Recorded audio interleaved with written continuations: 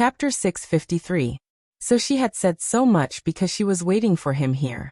Xiao sometimes felt that this little fellow was really becoming more and more shrewd.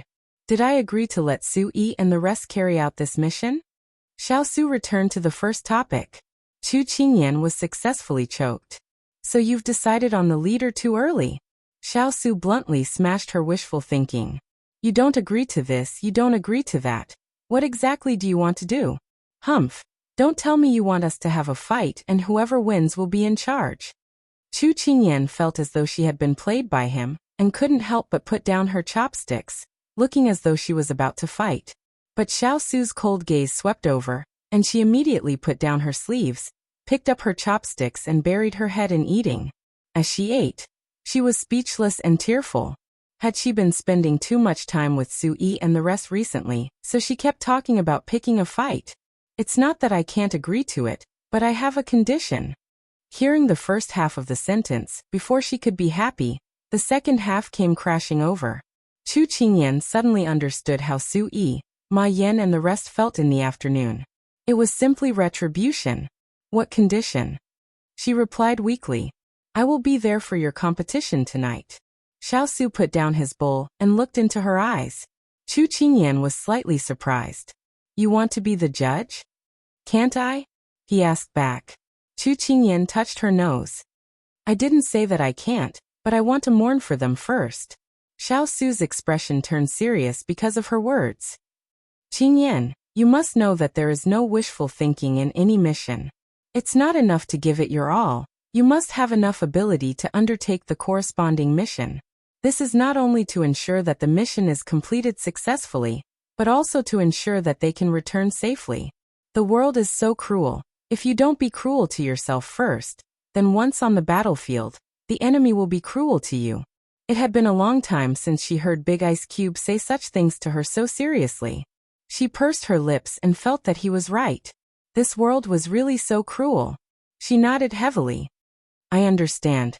Seeing that she understood, his expression softened.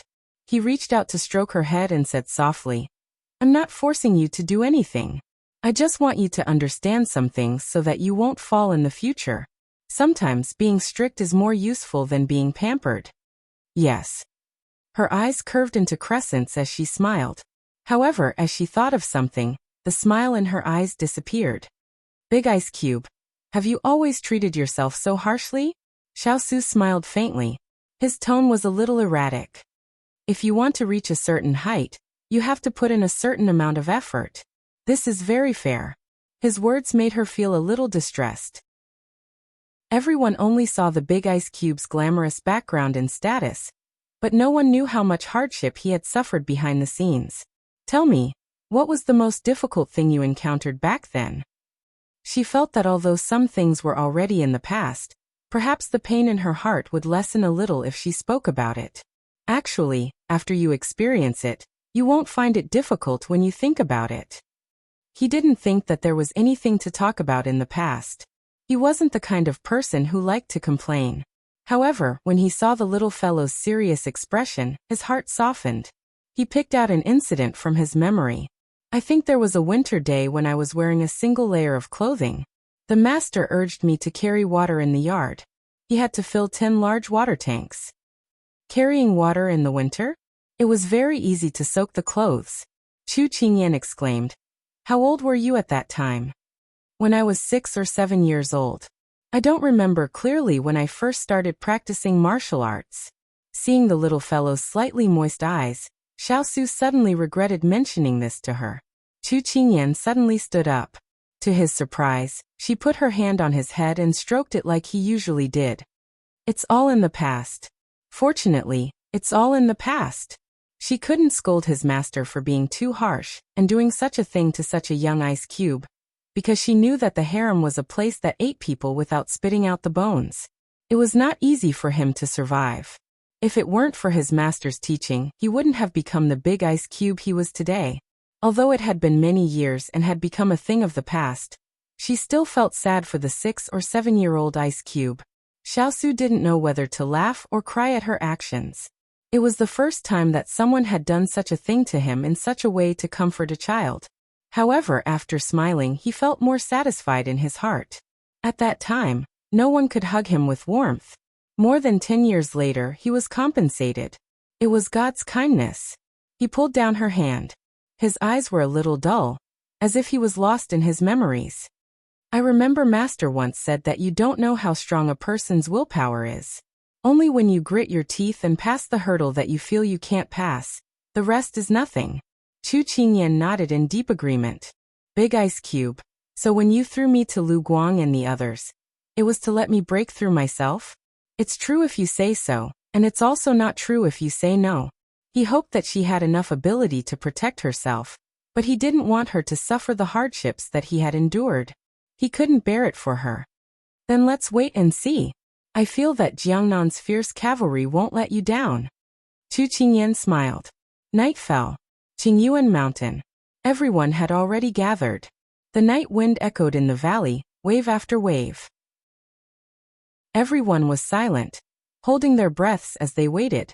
Tonight, they were very surprised that their master had appeared behind Chu Yan.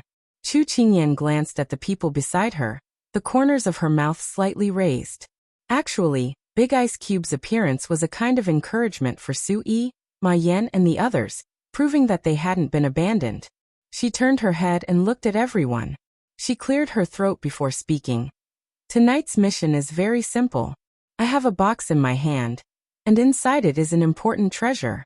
I need you to escort it from the foot of the mountain to the top of the opposite mountain before sunrise. However, there will be layers of obstacles in the middle. You only have one chance, so you can only succeed and not fail. After she finished speaking, she raised her hand, and Lu Guang passed the box to her. She weighed the slightly heavy box in her hand, then passed it to Su Yi. Now you can go down the mountain. Su Yi and the others didn't say much. One by one, they walked to the edge of the cliff and jumped down. Chu Qingyan stood in the wind and watched the dozens of black dots disappear into the smoke. She couldn't help but confide to the people beside her. The first time I went to the top of the cliff, I was forced to jump down by Lu Guang. At that time, I was complaining in my heart. Why is this training so abnormal? Why do I keep meeting such abnormal people? Later, when I needed to use it, I realized that thousands of days of training can be used in one moment. Xiao Su turned his head and looked at the little fellow whose eyes were shining. A faint smile appeared in his eyes. Chapter 654. It didn't take long for the competition to begin. Su Yi and the others were divided into 4 teams. More than 10 people surrounded one person and quickly climbed the mountain from the north, south, east, and west in order to distract the enemy and disperse their forces. Chu Qingyan and Xiao Su were also standing at the foot of the mountain and listening to the reports from their subordinates. They were aware of their movements at all times. Hualing and Turin had already arranged people to cover the entire cliff. At this time, they were chasing after the 4 teams and delaying their progress. Xiao Liqi was a top expert. They were good at fighting, using poison and playing tricks. So when they reached the halfway point of the mountain, everyone was already locked in a fierce battle. Every time Su Yi and the others took a step forward, someone would come out to stop them. The fishing nets and ropes that were prepared in advance were immediately thrown at them. Every step was very difficult, but fortunately, everyone cooperated well. Although they were trapped, they quickly got out of the trap. Catch! Su Yi was entangled by 3 or 4 people, so he made a prompt decision and immediately threw the box he was carrying to Su Shiba. After Su Shiba caught it, he was soon entangled by a swarm of people. Su Yi and the others secretly cursed. Why were there so many opponents? Thus, a great battle of throwing objects took place between the cliffs. Time passed bit by bit. Chu Qingyan and Xiao Su stood at the top of the mountain with Jinling, Hualing, and the others, watching the crowd fight. Big Ice Block. I think only the battle between the strong can be so fierce. Chu Qingyan watched without blinking.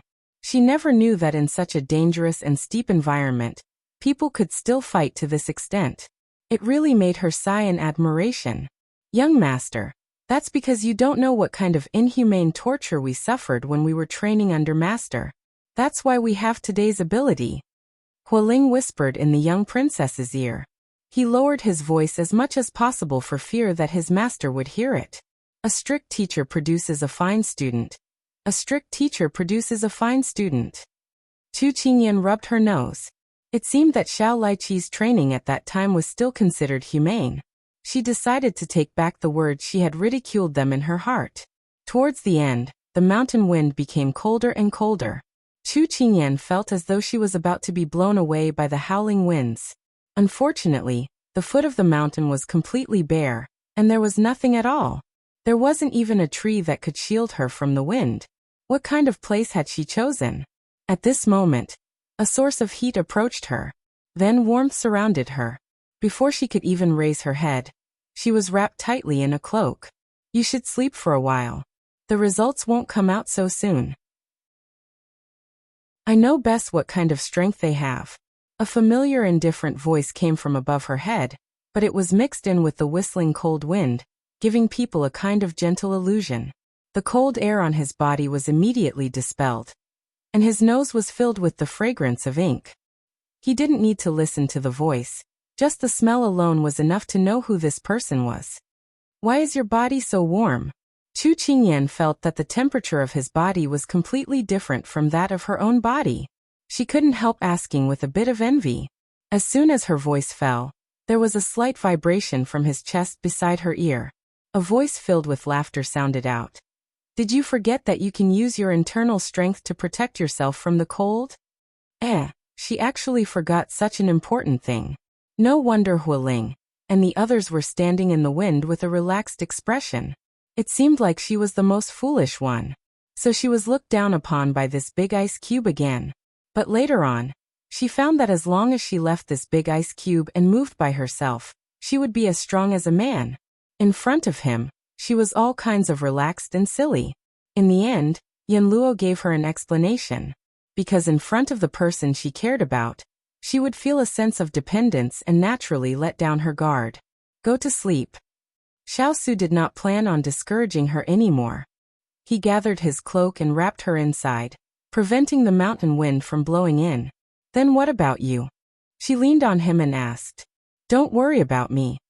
He gently patted her back and ended the conversation between the two of them with a single sentence. Chu Qingyan was not sleepy at first, but now that her entire body was wrapped in warmth and the ink lingered on her nose, it had a calming effect. She gradually felt her eyelids become heavy. In order to avoid falling down when she fell asleep, she didn't think too much as she reached out her hand to wrap around his waist, and her entire body leaned against him. It was rare for this big ice cube to take the initiative to provide such a large heater, so wouldn't she be letting herself down if she didn't properly enjoy it? The person in his embrace suddenly came close, and that strange softness was pressed against his hard chest. There was a strange electric current that came from where the two of them touched, and then flowed through his body. What was unexpected was that he didn't reject it, rather there was an indescribable desire. This kind of feeling didn't seem unfamiliar. In his mind, there were some scenes that suddenly flashed through. Their lips touching, the strange fragrance lingering on the tip of his nose, their skin touching. There was an inexplicable heat that began to flow through his body. He instantly stopped the scene in his mind, and at the same time his brows tightly knit together. Why were there these things in his memory? Although he couldn't clearly see who was intimate with him, that kind of feeling seemed to have really happened. The person in his embrace moved and Xiao Su couldn't help but close his eyes, forcing the undercurrent in his body back down. Finally, he slowly opened his eyes, but there was an unclear expression in his eyes. Chu Qingyan, who didn't know that Xiao Su had already recalled the scene in the inn, was already in a half-asleep state. She felt that the touch under her hand was very comfortable, as if she was lying in a vast grassland. It was very comfortable. Baby Chu, what kind of boy do you like? Tell me, I'll see if there's anyone in our class or department that fits. When the time comes, I'll be the matchmaker. Her roommate chattered in her ear. She didn't want to fall in love so early. She wanted to dedicate her energy to the work of the student council. However, she couldn't stand the repeated bombardment of her roommate, so Chu Qingyan finally seriously thought about this question. My criteria for choosing a partner is very simple. He cannot be handsome or rich, but he must have a sense of responsibility, patience, ambition, tolerance, and treat my parents the same as his own parents. My papa is such a person. When she answered this question seriously, she was laughed at by her roommate. Your father is indeed a middle-aged handsome uncle. He's a perfect husband and father. Unfortunately, there aren't many people like him. You can stop thinking about it. However, she discontentedly retorted, I've only met one person. He always has the heart of the people, and always patiently teaches me things. He has never been harsh to me, and he tolerates all my strengths and weaknesses. He doesn't care about other women, but he treats me differently. He spoils me and gives in to me. Why haven't I seen such a person before? You're not making it up, are you? Her roommate looked at her suspiciously as if she hadn't woken up yet. At this time, Xiao Su had already diverted his attention to the top of the opposite mountain. It seemed that he had already gotten the result. When he was about to wake up the person in his arms, he heard her whisper, It's my big ice cube. I'll show him to you when I have time. Chapter 655. Chu Qingyan was woken up by Xiao Su in a daze. When she heard him say it's over, Chu Qingyan instantly regained her energy. Who won? This was the main point she was concerned about. When they come, the answer will be revealed. Xiao Su took off his cloak, draped it over her shoulders, and tied it for her. So when Su Yi and the others returned to the foot of the mountain, they saw the intimate scene between the two. Jiangnan's Shaolai cavalry was instantly stunned. Why was Master and Chu Qingyan so intimate? What the hell is going on? Was the rumor that Master was a homosexual true? Jiangnan's Shaolai cavalry felt unwell at this moment. Lu Guang's people had long been used to Master and the little princess showing affection at any time and place. They walked past Su Yi and the others without any surprise. Seeing that Turin and Lu Guang's people were so calm, Su Yi and the others were even more unwell. Was everyone used to this? Oh my god. Where's the treasure? Chu Qingyan didn't notice Su Yi and the others' strange expressions and couldn't wait to ask. Here. The one who answered was not Jiangnan's Shaolai cavalry, but Qinghua. Chu Qingyan's face froze. She turned and saw the box in Qinghua's hand. Did Su Yi and the others not complete the task? Don't be happy too early. Open it and see. Su Shiba said with a smile. Hearing this, Lu Guang and the others' faces changed slightly. Could it be that they played tricks? Qinghua didn't hesitate and immediately opened the box. It was empty inside. Chu Qingyan saw this and already guessed the result. What kind of treasure is this box? The real treasure is here. Ma Lu took out something wrapped in a red cloth and slowly unfolded it for everyone to see. It was a fist-sized luminous pearl. Ma Lu stepped forward and presented the item with both hands. Sir Chu, I was fortunate enough to not disappoint you. Chu Qingyan took the luminous pearl and glanced at the fierce cavalry of Jiangnan with a gratified expression. You guys have done well. Finally, you are no longer a pearl covered in dust. Instead, you are shining with your original brilliance. I am very happy for you guys. This is all thanks to young Master, everyone said. As for what the contribution was, no one said it clearly. Everything was hidden in their hearts. The morning sun had already revealed its light. The dark night had passed, and dawn had arrived. Chu Qingyan felt that everything she had done recently was worth it. Alright, it's almost dawn. Go back and get some rest. We'll set off for Fuyang in the afternoon. Chu Qingyan smiled as she faced the morning breeze. Yes, their voices rang out in unison throughout the valley. When only Xiao Su, Chu Qingyan, and the others were left in the dark valley, Huiling looked at the departing figures and couldn't help but say, Little Princess Consort, this subordinate found that these fierce cavalry are a little different. Chu Qingyan raised her eyebrows proudly. Of course. After going through tempering, those who remain are all new elites. Just like those who have fallen and climbed back up, they are all stronger than before.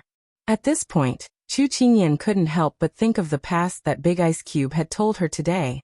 She tilted her head and looked at him. A faint trace of pity appeared in her eyes. I have always believed that everything in life has its meaning. No matter if it is downfall, disaster, glory, fall, parting, or sorrow. It is all for the sake of creating a better personality. Existence is reason. The moment she finished speaking, Xiao Su expressed his affirmation. What a good saying. Existence is reason. His eyes sparkled as his gaze fell onto the petite person beside him. He could tell that her words were meant for him to hear. Feeling his burning gaze, Chu Qingyan couldn't help but look away. Big Ice Cube's peerless appearance and his enchanting expression, he was simply a demon. It caused her heart to beat putong putong. This feeling came so suddenly that she didn't know what to do.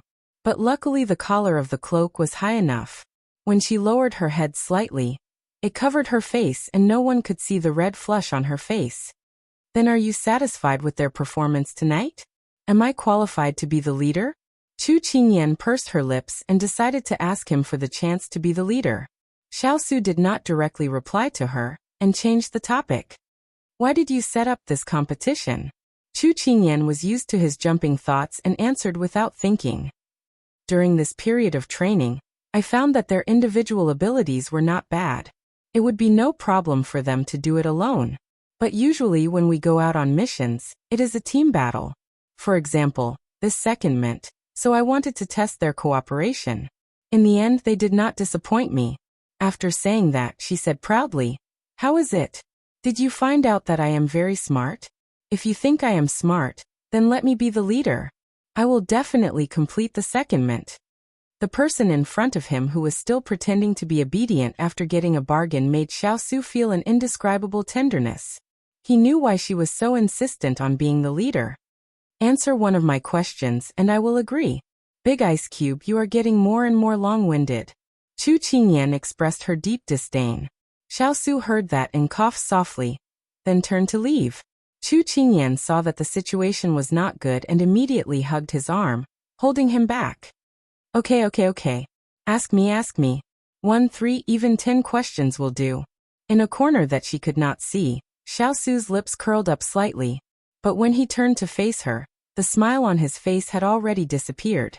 When Hualing and the others saw this familiar scene, they knew that their masters were going to tease the little princess consort again.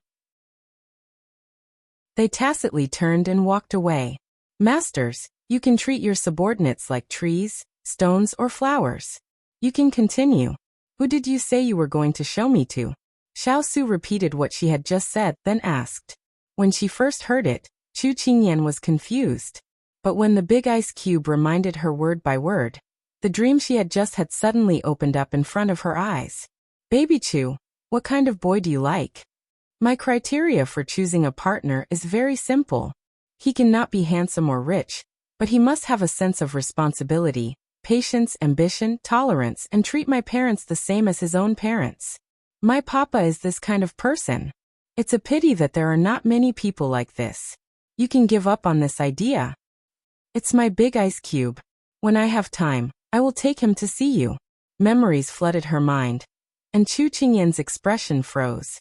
She unconsciously let go of her hands, as if she had been frightened by herself. Why would she have this kind of dream? Could it be that she dreamed of what she thought of during the day? She looked at the person in front of her in a daze. She saw that he was waiting for her answer calmly, as if he was quite interested. What should she do? Her heart was in a mess at this moment. Chapter 656. Chu Qingyan didn't dare to raise her head to look at him. She pursed her lips and looked elsewhere. Her fingers kept on rubbing the belt of her cloak, thinking about how to fool him. Xiao originally didn't mean to mention those words, but he didn't want to see her dodging eyes, looking like she didn't know what to do. His teasing heart dissipated, and he couldn't help but be puzzled. Silence suddenly pervaded around the two of them. Time flowed by like this. Just as she opened her mouth, the person in front of her suddenly reached out his hand and caressed her cheek. All the words were stuck in her throat just like that.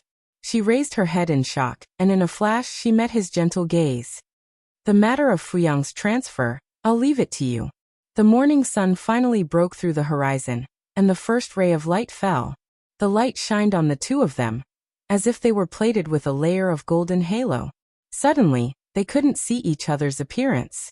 In front of their bewildering eyes, it was as if they could only see each other's eyes, as well as their own reflection. In that instant, Chu Qingyan saw her own blushing figure in his dark eyes. Her current self was very unfamiliar, but the person in front of her made her heart beat faster and faster. Why? He always had a different position in her heart, which was different from her father and mother. What was that? At this moment, when they saw each other's eyes, an answer was on the verge of coming out from her heart. More like a little sister. These words suddenly exploded in her ears, like a basin of cold water being poured over her. Heart-penetrating cold. No, she didn't want to see this answer clearly. She didn't want to see clearly what position he had in her heart. She didn't want to be his little sister. Human's instinct to protect herself made her refuse to face the analysis of her heart. And in Xiao Su's eyes, her face was suffused with pink, like a blossoming flower on a peach branch. The peach blossom was bright and dazzling. Between heaven and earth, there seemed to be nothing that could touch his heart more than the person in front of him. His heart slightly moved, as if something was urging him to come closer. The morning sun slowly rose, and the light condensed on the two of them. The circle of light slowly grew larger, enveloping the two of them within. The light was already dazzling to begin with, and the two of them were proud sons and daughters of heaven, so the light was even more dazzling. He could only see the shadows of the two people on the ground getting closer and closer. The tall and slender man bent down slightly, inching closer and closer to the young girl with her head lowered. The warm breath was approaching, but Chu Qingyan was still immersed in her own thoughts. When those words echoed in her ears, she subconsciously took a step back. His lips brushed past the hair by her ear. This movement made Xiao Su suddenly come back to his senses. He was extremely shocked by his sudden action. While he was in a daze, the person in front of him paled slightly. Unfortunately, he did not notice. Big Ice Cube, I'm going to prepare for this afternoon's trip. Bye. She did not dare to face her own heart. She was afraid that once she admitted it, the result would be something she could not bear. Thus, she fled in defeat. However, she did not know that if she had been a step late, perhaps the two of them would have. When Xiao Su looked up, the person in front of him had run away like a rabbit. He slowly withdrew his hand. Her softness was still on his fingertips. At this time, he did not pay attention to why she fled. Instead, he was thinking about why he had such a sudden action just now. The desire to get closer became stronger the moment he touched her face. Moreover, the moment he got close to the little fellow, those fragmented scenes flashed in his mind again. It seemed that the little fellow's breath was similar to the one in his memory. This thought caused him to suddenly narrow his eyes. Turan. He suddenly said. Yes. Turan appeared after hearing his voice. Go to Fu City to investigate Yang Yuhuan. I want to know what she did to me in the room that night. He subconsciously felt that the truth would not be what the little fellow said. She must be hiding something from him. Yes. Although he did not know why his master suddenly mentioned this matter, Turan still took the order and kept it in mind. Xiao Su looked at the direction where the figure had disappeared, and a complicated expression appeared on his face. The moment he got close to her, there was a kind of desire in his heart. It was inexplicable and unfamiliar, but it made people unconsciously happy, empty, worried, and expectant. Little fellow, my feelings for you seem to be a little different. 5 years. You are no longer the little girl at that time. It was only today that I realized this so clearly. Let's go back. Yes. One had never touched love. The other had always used rationality as the standard to deal with things. They were both ignorant at a loss, and at a loss. In fact, what separated the two of them was only a veil. Everything was ready. They just needed a breeze. After returning to the bank, Chu Qingyan, like a spinning top, began to prepare the luggage for the trip with Yang Xiaohuan. Bring this, bring that too. Yes, yes, yes, I want all of them. Chu Qingyan's hands kept pointing. At this moment, her mind was blank. She felt that she had to keep herself busy. Otherwise, she could not help but think of some things that she did not want to face. Master. Yang Xiaohuan looked at the things in her hands, then looked at the pile of clothes on the table. She was already stunned. Are you sure you want to bring all these over? Aren't you only going for 4 to 5 days? If she really packed according to what her master said, it was estimated that it would be enough for a year. When these words came out, it was as if her acupoint had been hit. She was like a puppet whose strings had suddenly been cut, and suddenly sat down on the chair. She stretched out her hand to support her forehead, and felt a dull pain in her head. She said to young Xiaohuan, "Do as you see fit, don't bother about me." Young Xiaohuan sensed that her master's mood was obviously not right. She did not dare to disturb her, and silently picked out the things to pack. Chu Qingyan rested her head on her arm, and a thin layer of moisture gradually appeared in her eyes. She immediately buried her head in her arm, not letting anyone see. "I really don't want to be your little sister. No matter what, I don't want to be your little sister. Why do I feel so uncomfortable? I don't want to see my heart clearly." During lunch, Xiao waited for her to come over as usual, but he did not expect that the one who came was young Xiaohuan. "Master said she's busy with the trip, so she won't be coming over. She wants you to eat first." Xiao did not think too much about it, but after he finished eating he wanted to tell her a few things to take note of, but he found that she had already left the room. "Your Highness, Master left with Sui and the others after lunch. Speaking of which, I forgot to tell you." Young Xiaohuan stood by the door and said with a smile. Xiao did not say anything as he nodded and left her room. He raised his head to look at the blue sky, and he already had a vague answer in his heart. He had raised her for 5 years, so how could he not guess what she was thinking? This little fellow was avoiding him. Chapter 657. On the way to Fuyang, Jin Xian felt that his master was absent-minded. He did not know what she was thinking. After following her for so long, this was the first time he saw her so absent-minded.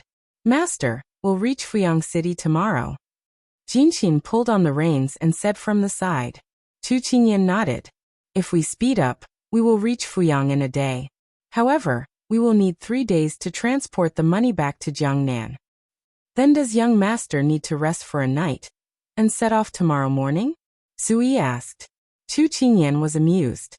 She turned to look at Sui, stroked her chin and said, "Do you think that my skin is soft and tender and won't be able to withstand the impact?" Sui felt embarrassed as if he had been seen through. He quickly shook his head. "I wouldn't dare." "Sui, you are underestimating young master." She didn't even frown when she tried to stop the enemy for 3 days and 3 nights in the rain. "This is nothing. You can focus on your own matters. You don't have to worry about young master's matters." Lu Guang chuckled. Chu Qingyan's lips curled into a smile, then she ordered, "Let's speed up. We must reach the next town before nightfall to resupply." Yes. Dozens of people each rode a horse and took a small path forward. In the gradually darkening evening, they were like a black cloud that swept across the land. At this moment, 2 figures each led a horse and slowly headed in the direction of Fuyang. Suddenly, the sound of horse hooves came from afar. In the blink of an eye, the figures disappeared. "Young master, those people don't seem to be weak in martial arts. I wonder which sect they are from." The person following behind him covered his forehead with his hand and looked into the distance. He clicked his tongue and said, "Zimo, don't you think that the young man in red looks familiar?" The lazy voice had a hint of hoarseness and purity, as well as a slight tremor that was hard to detect. "Who is it?" The person who was asked was confused. Although 5 years have passed, that familiar feeling. That pair of phoenix eyes slightly narrowed, and a bright dark light flashed in the depths of his eyes. A familiar feeling? He was a little confused. Just as he finished speaking, the master beside him had already led the horse over, jumped onto it, and waved his whip towards the group of people. "Young master, where are you going? Wait for me." Xuanqi Zimo immediately jumped onto his horse and galloped away. When he caught up with his master, Xuanqi Zimo asked curiously, "Master, who did you see? Could it be 5 years? A red-clothed youth? A familiar feeling? Could it be her?" But the master beside him pursed his lips. The expression on his face was very complicated. It was as if he was happy and scared at the same time. He was scared that he guessed right and scared that he guessed wrong. The young girl who had been hidden in his master's heart for 5 years. Higashio Motetsu's eyes were locked in front of him. Since he had met him, he would not lose him. Quick! And Chu Qingyan, who did not know that she was being watched, had just arrived at this town called Deer Town. Because there were more horses and this town was smaller, the inn was not big enough to accommodate people, so they were split into two inns to rest. After eating dinner and feeding the horses, they could gather outside the town and continue their journey. Master, Lu Guang and Ma Yan brought 15 people to rest at the deer inn not far ahead. Jin Xian received the news from Lu Guang and immediately reported. Chu Qingyan nodded and let Jin Xian order food. This time, they had brought a total of 30 Jiangnan fierce cavalry with them. There were more than 10 people left in the bank because they were stewards and other clerical positions. Only these 30 were the secret guards and open guards that usually guarded the bank. There were also 15 fierce cavalry at their inn. At this time, they were scattered in various corners of the inn, eating quietly. Jin Xian, tonight we will take the official road. Tomorrow, we will go down the official road and take the smaller road. Chu Qingyan pondered for a moment before saying. Although they were not doing anything shady, they were still fierce cavalry. Although they did not have these 3 words written on their bodies, but with so many people rushing on the road, it would be too conspicuous. If there was a sharp-eyed busybody, they might be able to dig something out. So for safety reasons, Chu Qingyan made this arrangement. Okay. After following his master for so long, Jin Xian could also guess her intentions. Jin Xian 11:18 You 3 sit down and eat. After eating, let everyone rest for an hour, and then we will continue on our way. Chu Qingyan called for them to sit down. The 3 sat down obediently. When the food was just served, Jin Xian suddenly spoke in a low voice. Master, don't you feel that someone has been paying attention to our table? Chu Qingyan's hand that was holding the chopsticks paused. She looked in the direction that Jin Xian's finger was pointing at. Night had just fallen, and the gates of Deer City's yamen were closed. The county magistrate yawned, and was about to return to his residence when 3 or 4 black-clothed people suddenly appeared in front of him. The sleepy person was instantly scared out of his wits. Who are you? How did you get in? Someone come. The county magistrate was so scared that he sat down on his seat. His face was pale and his body was trembling as he looked at these uninvited guests. Shut up, look at this thing first. The leader of the black-clothed people shouted impatiently. Then he took out a token from his bosom and showed it to the county magistrate. When the magistrate saw the command medallion, he didn't quite believe it. He rubbed his eyes, but after taking a closer look, he immediately rolled down from his chair and knelt down. This humble subject has eyes but failed to see. This humble subject has offended you, sirs. Please forgive this humble subject. It's good that you recognize the token. Get up. The leader of the black-clothed people put away the token. May I know what official business you have for suddenly coming to my county? Do you need this official's cooperation? The county magistrate wiped the cold sweat on his forehead and slowly got up. He nodded and bowed as he asked. The higher-ups have ordered us to pursue a few important fugitives. Now that these people have escaped into your dear city, we ask for your cooperation. Immediately close the city gates. We want to catch the turtles in a jar. The leader of the black-clothed people said coldly. So it's to pursue fugitives. This official will definitely cooperate. I will give the order to close the city gates now. The county magistrate immediately bowed and called for a yamen runner. He immediately gave the order, and the yamen runner left. Does Lord have any other instructions? The county magistrate turned around and asked politely. The leader of the black-clothed people said coldly. This matter is to be carried out secretly. I hope that Lord will not leak the news. No matter how big the commotion tonight is, the people in your county yamen must pretend that they don't know anything. Otherwise, I will not say anything more. Take care. The county magistrate was so scared that his legs went soft, and he almost knelt down again. After they finished speaking, the few black-clothed people left the county yamen. Which inn is she at? She is at the Deer Inn. A portion of her men are at the Deer Inn. It is very advantageous for us. Good. Tonight at 1 o'clock in the morning. Master said that we must eliminate the source of trouble. Yes. Chapter 658. Master, there's a letter from the palace again. Turin walked into the study with a letter in his hand. Xiao was painting at the moment. He didn't even raise his head when he heard the news. Leave it there. Turin nodded and placed the letter on the desk. Then he asked worriedly, Master, the Empress has been sending letters so frequently recently. Is it because His Majesty has made some moves? Xiao Su drew a bird on the towering tree on the paper.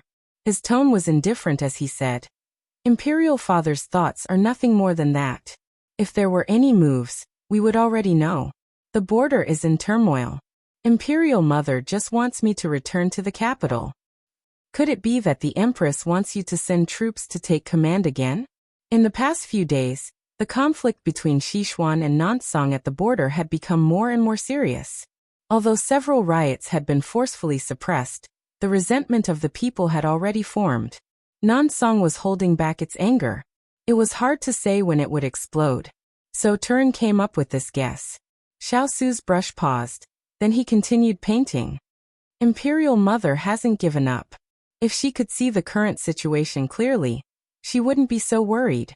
Since Imperial Father had sent him to Fuli mountain range, he had already removed him from the position of Crown Prince. He no longer had the qualifications to compete. It was just that no one brought this matter to the table. It was just that he left a way out for each other. However, Imperial Mother was unwilling to accept this. She didn't want to see the truth. So, in the past few years, she had been working with the Liang family to rope in the ministers of the court to resist Xiao Ran's position. Unfortunately, doing this would make Imperial Father even more unhappy and disgusted. Water Spirit sent news a few days ago that if the two sides were to go to war, the fourth prince would most likely take command. This news seems to have been finalized by His Majesty. It's not like the previous rumors. Turin thought of this and immediately reported. Xiao Su stopped painting. Don't blame Imperial Mother for sending letters these past 2 days. Let me see the letter. Turin immediately handed over the letter on the table. Xiao Su tore open the letter, then took out the letter and opened it. It was written on the letter, Suor, the war is about to begin. Regardless of whether you are willing or not, Imperial Mother must volunteer to fight. Otherwise, you must keep an eye on your little princess consort. If she accidentally runs out and Imperial Mother sees her, don't blame Imperial Mother for being ruthless. Someone had to be sacrificed in the fight for the throne.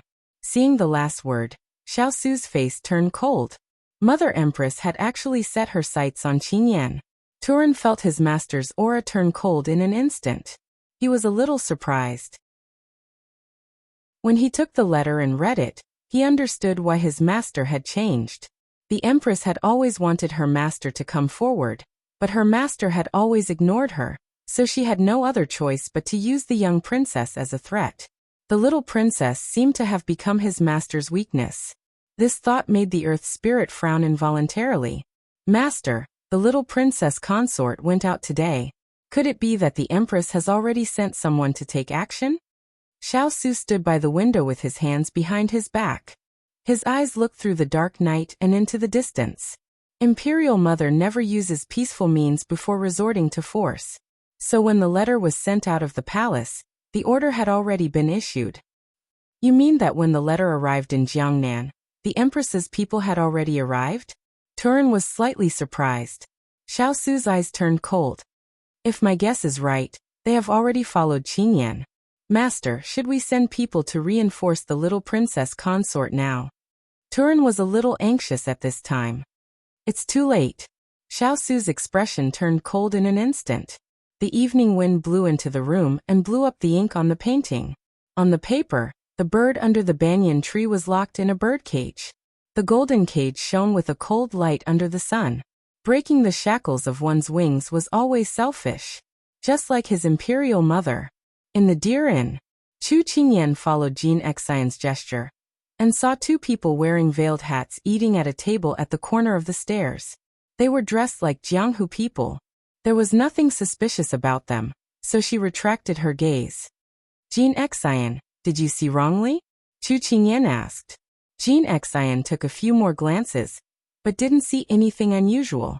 He couldn't help but say, perhaps this subordinate is too cautious. Chu Qingyan smiled and said, hurry up and eat. We still have to hurry after eating. The people at the table nodded and were about to start eating when suddenly, the street became noisy. The city gates are closed. They closed early today. Why so early today? Isn't there still an hour? Who knows? The rules are just like the weather in June. They change at will. How can we little commoners care about it? The voices sounded. Although they couldn't hear clearly, they could more or less grasp the main point. 18. Go and see what's going on. Chu Qingyan immediately ordered. Su 18 obeyed and left. After a while he returned. Master, we can't go out tonight. The county magistrate ordered the city gates to be closed 15 minutes ago, Su 18 said with some annoyance. Chu Qingyan raised her eyebrows slightly. After pondering for a while she said, the city gates have been closed, and they will not open until tomorrow. Since it has already been decided, we can only stay here. Things happened too suddenly, and I'm afraid many people did not manage to leave in time. One of you, go to the Little Deer Inn and tell Lu Guang and the others to book a room immediately. If not, you will have to sleep on the streets later. It's the same for us here. One of you go and book a room with the innkeeper. Everyone nodded and went to do their own things. Chu Qingyan's fingers tapped on the table, calculating whether they could reach Fuyang tomorrow if they were delayed for one night. Later, she found that it was uncertain. She simply stopped thinking about it and ate in peace. At this time, Higashio Motetsu and Xuanqi Zimo were sitting at another table, watching Chu Qingyan and the others from afar. Young master, is that really Miss Chu? A girl changes 18 times between childhood and womanhood. The more she changes, the harder it is to recognize her. Xuanqi Zimo couldn't help but ridicule.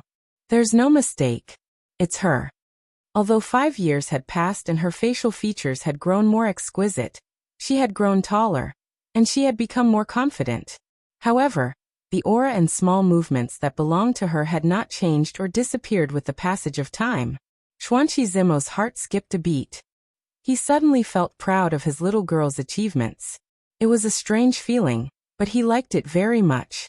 Master, should we go over and say hello? Although he didn't know how the young master recognized her, he couldn't help but suggest that he despised his master for hiding in a corner and secretly observing her. Why are you in such a hurry? Can't you see that she's being watched? Higashio Motetsu knocked his subordinate's head with the fan in his hand. Is Miss Chu in danger?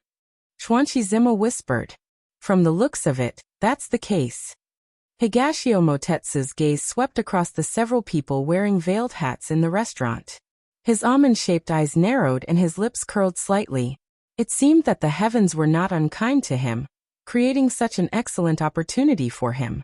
He had to seize it. Chapter 659. Sure enough, after they booked their rooms, the inn was filled to the brim. After Chu Qingyan and the rest finished their meal, they returned to their rooms. Deer City was a small town and there weren't many scenic spots. Furthermore, she wasn't in the mood to go sightseeing as she still had to travel the next day. Thus, she laid down early to rest. However, the more one wanted to sleep, the more awake one would be. Especially Chu Qingyan, who had been forcing herself to be tense for the past 2 days, not daring to think of anything else. Thus, once she relaxed, she started to let her imagination run wild. In a foreign land, in the dead of the night, all sorts of emotions would swarm over. This was the first time she had left Big Ice Cube alone and stayed overnight in a foreign town. It was a little pretentious to say that she missed him alone. She had only left for a day. However, when she recalled that she had left without saying goodbye, she felt that she had lacked consideration. She didn't know if Big Ice Cube would be suspicious if he knew. However, she was really afraid to see him today. It wasn't because of fear, but because of guilt.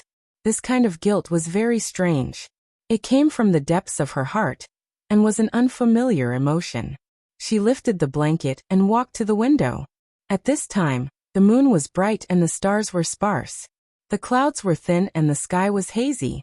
She sat on the chair and rested her chin on her arm, quietly in a daze.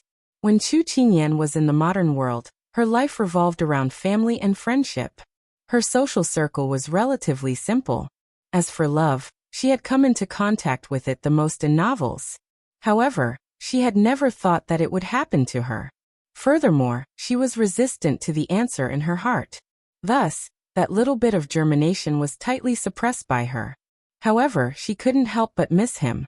I wonder what Big Ice Cube is doing now. She muttered softly.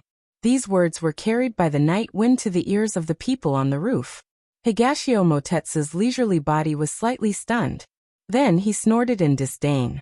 What's so good about that unromantic ice cube? Is it worth it to talk about it in the middle of the night? When Xuanqi Zimo, who was looking around, heard this, he turned to look at his young master in shock. Young master, why do I smell something sour? It's probably because you haven't bathed for a few days. Stay away from me and don't give me your scent. Higashio Motetsu rolled his eyes at him in disgust. Xuanqi Zimo silently shifted his body, feeling a little wronged. She had just taken a bath last night. Higashio Motetsu looked at the people below and hesitated. It had been a long time since they last met, but he had a feeling of homesickness. The weather is dry, be careful of the candles. A watchman walked slowly down the street. It just so happened that the Cho hour had just passed. He's here. Higashio Motetsu whispered when he heard the change in the night wind. The two of them found a place to hide. Just as the two of them left, 3 black-clothed men landed, and dozens of black-clothed men instantly appeared on the roof of the inn. We've received orders today to capture Chu Qingyan alive, regardless of whether she's injured or disabled, the leader of the black-clothed men said cautiously. What he meant was that as long as she was alive, it didn't matter if she was injured or disabled. After that, the leader of the black-clothed men made a few hand gestures. One of the black-clothed men hung upside down on a golden hook, then took out a small bamboo tube and gently poked it through the curtains, then blew smoke into the room. They planned to knock out the people inside first, then take them away without anyone noticing. About half an hour later, when the person inside had almost fainted, the black-clothed men split into 2 groups and entered through Chu Qingyan's 2 windows. When the leader of the black-clothed men entered the room, he looked around. After confirming that there was nothing out of the ordinary, he headed straight for the bed. However, when he grabbed the corner of the blanket and lifted it, he found only a pillow. He immediately exclaimed, "We've been tricked." As soon as he finished speaking, the sound of a sword slicing through the air rang out in the darkness. With a muffled groan, one of the black-clothed men collapsed. The sword flashed and landed on the swordsman's body. Only then did the black-clothed men clearly see the cold eyes of the red-clothed youth standing by the window. "Chu Qingyan, do you want to come with us yourself, or do you want us to bring you away?" The leader of the black-clothed men raised his hand to signal his men not to act blindly without thinking, but to attempt to communicate with Chu Qingyan. Because the Xiao cavalry was right beside them, if they were to be alarmed, then it would not be easy to clean up the mess. Hearing that, Chu Qingyan felt that it was funny. "Who are you guys? Whose orders did you receive? Why should I go with you guys?" "Chu Qingyan, don't refuse a toast only to be forced to drink a forfeit. Then let's see if you guys can force me to drink a forfeit. My big ice cube hates me the most when I drink." "Do it." The leader of the black-clothed men immediately ordered. Over 10 black-clothed men immediately brandished their weapons at Chu Qingyan, not allowing her to speak. Chu Qingyan snorted coldly, then placed her sword in front of her, and began to break through their combined attacks. Although at the beginning she relied on her petite body to take care of many people, but she did not expect that these people would continuously jump into the room. It was simply bullying her with numbers. Furthermore, the room was not big, adding on the fact that there were many people on the other side. Their swords were all killing moves, and the death warriors did not care about their lives. No matter how many swords you slashed at them, as long as they were still alive, they would bite you and beat you up, so Chu Qingyan was having a hard time fighting. At this time, she had just taken care of a black-clothed man, and an opening appeared behind her. There were people in front of her who were fighting with her, and there were already people behind her who took the opportunity to swing their swords at her. If she were to turn sideways now, she would be able to avoid the fatal attack behind her, but she would not be able to avoid the killing move in front of her. Chu Qingyan's forehead immediately had a few drops of cold sweat. Advancing was death, retreating was also death. At this time, a person suddenly appeared in her mind. If she were to die here tonight, then she would have let him down. He had worked so hard to nurture her until now. In a flash, a folding fan flew in from the window, heavily hitting the long sword behind Chu Qingyan. Chu Qingyan took the opportunity to kick away the black-clothed man in front of her, and flipped over to land by the window. That folding fan flew in a circle in the air, and then flew into a person's hand. Chu Qingyan followed everyone's gaze, and saw that under another window, a deep purple figure was leaning on the table, as if he had no bones, with long hair draped over his shoulders, and on his forehead, there was a purple-silver ornament pendant lying quietly. His appearance was enough to topple cities, and it was impossible to tell if he was a man or a woman. His phoenix eyes were bright, as if he was an enchantress that appeared in the dark night, making people feel fear, but also unable to help but want to approach. "Who are you? Don't meddle in other people's business." The leader of the black-clothed men couldn't figure out this person's background, but from his previous move, he could see that this person's cultivation was profound, and if there was a conflict, then it would be detrimental to their plan. He saw that person ignore the leader of the black-clothed men, and walked past him, looking at Chu Qingyan who was behind him. His red lips curved, and his phoenix eyes beamed as he said, "Little girl," he said, "this is meddling in other people's business. What do you think?" At this time, Chu Qingyan was already stunned on the spot. She looked at this seemingly familiar face, and a name flashed in her mind. So in this world, all the meetings were just reunions after being separated for a long time. Chapter 660. At this moment, the door was kicked open. Jean Xian and the others broke into the room. "Master, we're here to protect you." The plan was exposed. The leader of the black-clad men glared at Chu Qingyan fiercely, then waved his hand to give the order, and the black-clad men began to retreat. Su Shiba and the others immediately chased after them. Many people left, and the room suddenly became empty. "Master, we're late." Jean Xian blamed himself. Chu Qingyan put away her sword and wondered. "I remember that there were people living in the 2 rooms next door. How come I didn't hear anything here?" At that time, she didn't delay and directly attacked these black-clad men, just to make a noise to alert them. But she didn't expect that they would be a step later than expected. Jean Xian immediately replied, "Just now, I saw that the brothers in the 2 rooms had been knocked out, and I just happened to bring people to check the horses in the stable, so I was a step late." When Jean Xian mentioned the 2 rooms next door, a certain someone's eyes flashed with a smug light. Chu Qingyan couldn't help but remember that these black-clad men had planned to knock her out and then take her away. Fortunately, she didn't fall asleep just now, and the medicine bag she carried with her could deal with the general knockout smoke, so she could hide safely and wait for an opportunity to take action. "Well, clean up these bodies first." "Yes." After Chu Qingyan gave the order, she sat at the table and made tea alone. The certain someone who had been ignored had a flash of embarrassment on his face, but soon he recovered his cynical smile and sat down on the other side of the table. At this time, Jean Xian, who had been paying attention to this person's movements, saw this and blocked in front of him with his sword. Higashio Motetsu glanced at the tip of the sword on his neck, and there was no fear on his face. Instead, he looked at the person who had been ignoring him with an enchanting smile. "Little girl, you really don't recognize me?" Before Chu Qingyan could reply, Jean Xian said coldly, "Young Master Dongting, you deceived my master, and you still dare to show up today? Even if you want to offer your body, it would depend on whether your master wants it or not. Today, I'm just here to be the hero and save the beauty." Higashio Motetsu replied with a smile, but his eyes fell on the person opposite him. As soon as he said that, not only Jean Xian, but even Chu Qingyan choked. Chu Qingyan raised her hand to signal for Jean Xian to withdraw his sword. She then picked up her teacup and slowly sipped her tea. "You can go now." Higashio Motetsu rested his chin on his hand, as if he had been sitting for a long time. "Anyone who comes is a guest. Don't you feel bad about sending me away without inviting me to a cup of tea?" "Why would I feel bad? I feel very bad." Chu Qingyan rolled her eyes. 5 years had passed, and this person's skin hadn't thinned at all. Instead, it had thickened quite a bit. "All right, since Master doesn't want to entertain me, then I, as the guest, can only do it myself." Higashio Motetsu bluntly took the teapot and poured himself a cup. Seeing this, Chu Qingyan didn't want to argue with him. Otherwise, she would be accused of being stingy. At this time, the room had been cleaned up, so Chu Qingyan had Jin Xian stand guard at the door to prevent anyone from entering.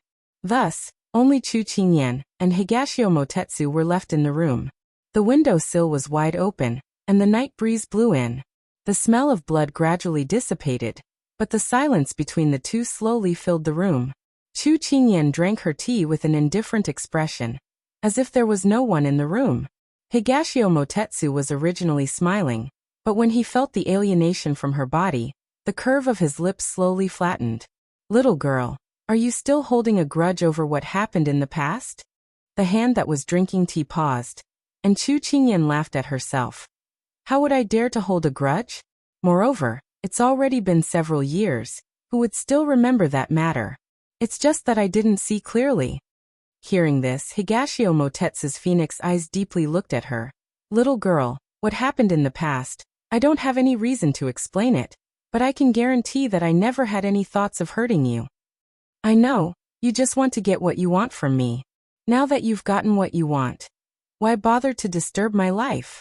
Chu Qingyan's mocking tone became even more intense, but it was more because she felt that it wasn't worth it. After so many years, every time she thought of that matter, she would feel like she had fed her heart to a dog. "Little girl, you."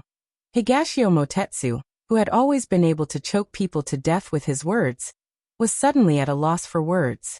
"Have you finished practicing the heart-protecting moon?" She glanced at him. She suddenly changed the topic, and Higashio Motetsu almost didn't react. Almost. Chu Qingyan smiled when she heard this. Then this time, "What do you want from me? Or do you want to get something from my highness?" The person in front of him had a face full of mockery, making Higashio Motetsu unable to maintain the smile on his face. "Little girl, in your eyes, am I such an unscrupulous person?" Chu Qingyan didn't answer. Once bitten, twice shy. If it was just the two of them, she wouldn't be so cautious. But since it involved Big Ice Cube, she didn't dare to think in a simple way, because the person in front of her was the huge Moon Palace sect, the sect that had pursued Big Ice Cube with all their might. Higashio Motetsu took a deep breath, then a helpless smile flashed across his phoenix eyes. "Little girl, if I say that I met you on the way here by chance, and followed you because I wanted to see if that person was you, and wanted to leave after confirming that person's identity in Deer City, but found out that you were being watched, so I couldn't help but appear, if I say that, would you believe me?" "Higashio Motetsu, give me a reason that I can believe." Chu Qingyan met his gaze, her eyes full of probing and suspicion. Higashio Motetsu couldn't help but scoff. "Little girl, aren't you making things difficult for me?" "That's making things difficult for you?" Chu Qingyan scoffed. "Then you can't stand my consideration. Then you can consider it." Higashio Motetsu went along with her words, raising his eyebrows, revealing a provocative look. "Forget it, Jin Xian, send the guest out." Even if he succeeded in his consideration and she believed him, what was the point? She closed her eyes and asked him to leave. "You didn't think of believing me, right?" Higashio Motetsu slowly got up, placing the teacup in his hand on the table. Without waiting for her reply, he turned and walked towards the door, leaving Chu Qingyan with a lonely back view. Chu Qingyan looked at his departing figure, and suddenly felt that it was a little irritating, especially his self-deprecating and sorrowful expression. She scratched her head, feeling that this person was really annoying, but she couldn't get angry at him. At that moment, Higashio Motetsu returned to his room, and Xuanqi Zimo hopped out. "Young master, this subordinate has taken care of the matter, but this subordinate doesn't understand why you wanted this subordinate to knock those people out." Higashio Motetsu swept away his self-deprecating and sorrowful expression, and waved his paper fan in satisfaction. "That's the only way for this highness to make a move at a critical moment." "Oh, then have you reconciled with Miss Chu?" Xuanqi Zimo asked curiously. "That little girl is still angry, but there's still plenty of time for that." His lips hooked into a meaningful smile. Chapter 661. As soon as Higashio Motetsu left the room, Su Shiba and the others had already returned. Su Shiba stepped forward and reported, "Young master, we caught up with those people and fought with them on the bridge in front. But in the end, 3 of them escaped. What about the others? Chu Qingyan knew the strength of these people because she had fought with the men in black before. 10 of them were intercepted and killed. 4 of them were detained, but in the end, they all committed suicide by taking poison, Su Shiba said with some regret. Chu Qingyan nodded. In fact, I don't expect to get any information from them. Thank you for your hard work. Young master, you're too kind. It's our duty to protect you. But we're curious. Who are these people and why are they targeting you? Su Shiba asked with a puzzled face. Hearing this, Chu Qingyan shook her head. I don't know who sent these people, but...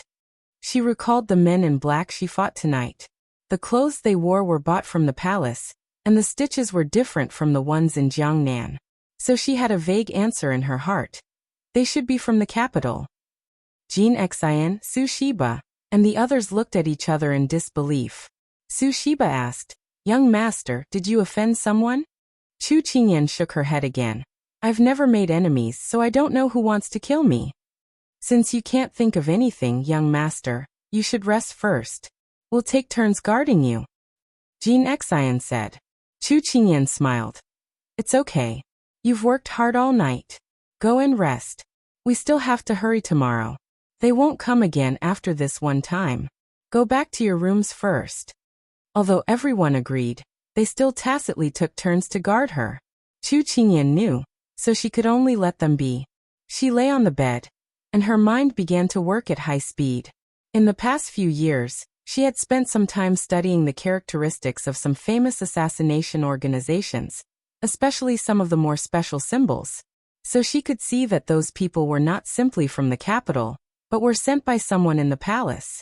But she could not guess who was behind the scenes. Who on earth wanted to capture her? She couldn't figure it out no matter how much she thought about it. The night passed just like that. At dawn, the city gates were already open. The fight last night did not cause too much of an impact, so Chu Qingyan and the others successfully gathered outside the city. At this time, there were few people on the road. Dozens of horses were galloping on the road. Not long after, Sui said to Chu Qingyan, Young master, there are 2 horses following us. Chu Qingyan turned around to look at the 2 people. Although they were in a hurry, it did not affect their enchanting looks. She really believed that some people, even when they were in dire straits, could still live elegantly.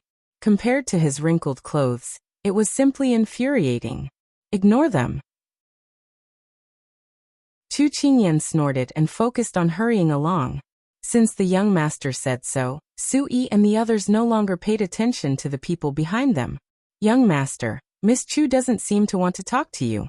Xuanqi Zimo did not have the foresight to tell the truth, so as soon as he finished speaking, his head was firmly hit by a chestnut. No one will think you're mute if you don't speak. Higashio Motetsu retracted his fan and said coldly. Xuanqi Zimo immediately sewed his mouth shut, in case his master's fan came smashing down again. At this time, Higashio Motetsu looked at the people in front of him who were galloping on horseback, and his heart surged. Although 5 years had passed and he could still recognize the little girl at a glance, many things had changed over time. For example, her increasingly outstanding appearance, her abilities, and her current personality. To be honest, he really did not have the confidence to obtain her forgiveness. This kind of feeling was really terrible. When the group dismounted and found a place to rest, Lu Guang came over with a letter. Young master, I just received a letter from master. He said that you have to be more careful on the road. Hearing this, she nodded. It seemed that the big ice cube already knew about the assassination at the inn, so he specially sent a letter. Write a reply and tell His Highness not to worry. I'll rush back as soon as possible. Although she still had a lot to say in her heart, at this time, she could only be concise and comprehensive. Later, she would discuss with him in detail about the assassination sent by the palace. Lu Guang nodded in agreement. When he turned around, he saw a certain person chasing after them. He muttered in his heart, I have to write this Feng Feng butterfly to tell master that I have to protect Miss Chu.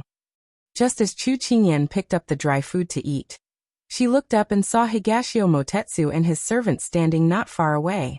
To be honest, after not seeing him for a few years, this unruly and devilish young man had lost some of his youthfulness. Now his appearance was more exquisite and upright, and his body had grown a lot taller. It could be said that he had the capital to make men fall head over heels and women lose their minds. However, the smile in his eyes was more and more unfathomable. But if Chu Qingyan were to describe his changes, she would only say that he was more devilish and more unfathomable. Normally, she would choose to stay away from such people because she felt that she wasn't smart enough. If she was with someone who was too good at scheming, she would be betrayed and still help count the money. So Chu Qingyan retracted her gaze and pretended not to see. Since he wanted to follow her, then so be it. After all, the legs were on his body. As long as he didn't do anything, she didn't care. But as soon as she turned around, someone came forward, but was blocked by Jean Xian. Miss Chu. Xuanqi Zimo looked at her pitifully. She had seen this person before. He was Higashio Motetsu's follower. Chu Qingyan gestured to Jean Xian, and Jean Xian retreated. What's the matter?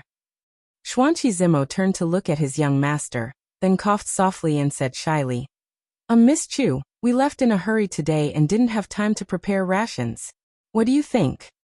Chu Qingyan couldn't help but turn to look at the person standing under the tree. She never thought that he would have a day like this. What does your lack of rations have to do with my master? Jean Xian said coldly. Xuanqi Zimo lowered his head. He knew that his master would always come up with such an idea. However, he would always be the one to lose face, making a dignified young master of the Moongate Palace beg for food. Oh heavens! Just as he was about to retreat, a cold wind blew behind him. He couldn't advance or retreat. Suddenly, a heavenly voice rang out. Jean Xian, take him to get some rations. Xuanqi Zimo was moved to tears. Finally, he didn't have to face his master's attitude. When Higashio Motetsu saw his subordinate return with food, he thought to himself happily. The little girl still couldn't bear to see him like this. It seemed that he could continue to use the trick of injuring himself to gain her sympathy. However, young master, Miss Chu said that this Rigiamo is to repay you for saving her last night. When he heard this, the smile on his face froze. His saving grace was worth only 2 steamed buns? Wasn't that too cheap? Higashio Motetsu suddenly felt that he couldn't eat anymore. Chapter 662. Because they would be able to reach Fuyang in the afternoon. Chu Qingyan let everyone rest for a while and set off in 2 hours. After giving her orders, she strolled in the forest to digest her food. At this time, a figure silently followed her. Higashio Motetsu, do you think this is interesting? Chu Qingyan stood by a small stream and suddenly spoke. Following silently the entire way, she did not know what he wanted to do. The other clear silhouette reflected on the surface of the stream smiled faintly upon hearing this. The ripples of the cold stream immediately sparkled brightly. Interesting. I think this is the most interesting thing that has happened in 4 years. He walked to her side and looked at the clear stream as he spoke in a casual tone. Chu Qingyan felt a headache coming on. Can't you be a bit more serious? So many years have passed. Why is he still like this? Could it be that time had only made him grow older, but his temperament had remained the same? If I'm a bit more serious, will you forget about the past? Higashio Motetsu turned around and looked at her directly. His tone was no longer as playful as before and his expression had turned serious. She had always seen him with a playful appearance. It was rare to see such a serious side of him. Chu Qingyan was a bit stunned. Then she turned to look at the stream and spoke in a mocking tone. Even if I forgive you, then what? She was a person who could tolerate anything, but she could not tolerate being deceived and betrayed by someone she trusted. Higashio Motetsu could hear the resistance in her voice. He could not help but turn his eyes and his gaze fell on the grass by the stream. Qingyan, we have known each other for almost a year. Although we have been apart for 4 years, it has still been 5 years. Although I was wrong in the beginning, we have not seen or contacted each other for 4 years. Could it be that the harm I have caused you cannot be healed? You believe that time can heal everything? That's just a lie. She shook her head and looked at him. Using a very sincere tone, she continued to speak to him. Higashio Motetsu, I'm not angry at you. You don't have to feel guilty anymore. Higashio Motetsu felt that this happiness came too suddenly. Before he could digest it, the next words of the person in front of him shattered all the happiness in an instant. So we will go our separate ways. In the future we will forget about each other, and not disturb each other. Chu Qingyan left these words and turned to leave. Quang dang. Higashio Motetsu felt as if a bucket of ice water had been poured over his head. He watched as the slender figure slowly left. His eyes seemed to be covered by a thin layer of fog. All along he had not taken this little lass to heart. Just like when he met her years ago and learned of her identity, he had the intention to make use of her. Later on, he was gradually attracted to her and softened. He had always been used to doing whatever he wanted. Even when his identity was exposed in Shang country, and the two of them broke up, it did not cause much of a stir in his heart. He rarely took someone to heart. They were just passers-by. Even if they met again 4 years later, he thought that as long as his tone was better, his attitude was lower, and he just apologized, the little lass would quickly forgive him and the two of them would reconcile. But today, when she seriously told him that they would go their separate ways and would not disturb each other anymore, he suddenly felt that all his previous thoughts were overturned. Suddenly he did not know what to do. Which one of the people around him did not bow to him, avoid him, or gnash their teeth in anger? He never had the need to curry favor with others. But this little lass was really a headache. Young master, did you get the cold shoulder again? Xuanqi Zimo huffed and puffed as he ate his steamed bun. He silently praised it in his heart. It was really delicious. Next time, he would see if he could learn from Miss Chu and use it as a must-have when he went out. But the prerequisite was that Miss Chu was willing to pay attention to his young master. As soon as he finished speaking, his young master glared at him, and he immediately shut up. Then he turned around and silently ate his steamed bun. Let's continue on our way, Chu Qingyan ordered as she returned to the group. Mistress, are those two really not going to do anything? Jin Xian looked at the two people behind him warily. Previously, when they were in Shang country, Higashio Motetsu's identity was exposed. He was still brooding about it, so he was worried that this person was up to something again. No need. Chu Qingyan thought that she had already spoken so bluntly just now. He was also a person who cared about his reputation, so he should not continue to pester her. Moreover, she did not think that there was anything for him to pester her about. Perhaps she was just looking for trouble. By the way, have you contacted the bank in Fuyang? Chu Qingyan asked as she got on her horse.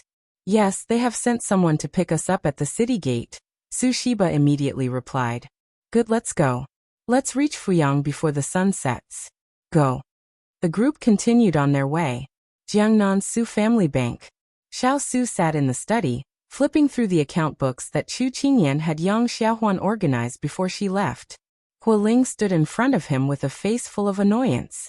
Mistress, this subordinate has failed to live up to your trust for so many years. I did not expect that there would be a mole hiding in the bank and entrusted with such an important task. This caused the bank to lose so much money, and also caused this year's silver to be swapped in a series of events. This subordinate has failed you. Jin Ling knelt down, his voice full of self-blame. Yang Xiaohuan had already shown him these account books, and they were filled with the fake accounts that Shi Qing had been keeping from him for the past few years. Because these accounts were done flawlessly, and because of his trust, no one had discovered it all these years. Jin Ling, do you remember why this prince entrusted the bank and all of its properties to you? Xiao Su closed the account books, his gaze landing on his subordinate as he spoke indifferently. Because this subordinate is more sensitive to numbers and is good at calculating. Jin Ling lowered his head and replied. Wrong, because this prince trusted you. Xiao Su shook his head. This subordinate has failed you. Mistress, please take back this subordinate's authority. He lowered his head even more, his heart full of regret. Why? Xiao Su frowned. This subordinate. Jin Ling felt that he was too ashamed to speak. Shouldn't you make up for your mistakes? Don't tell me you want to run away. Xiao Su raised his brows, pushing the account books on the table forward.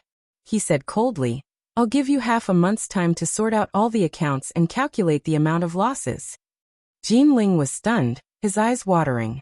He immediately bowed and choked out, "This subordinate obeys. You may leave." Xiao Su waved his hand.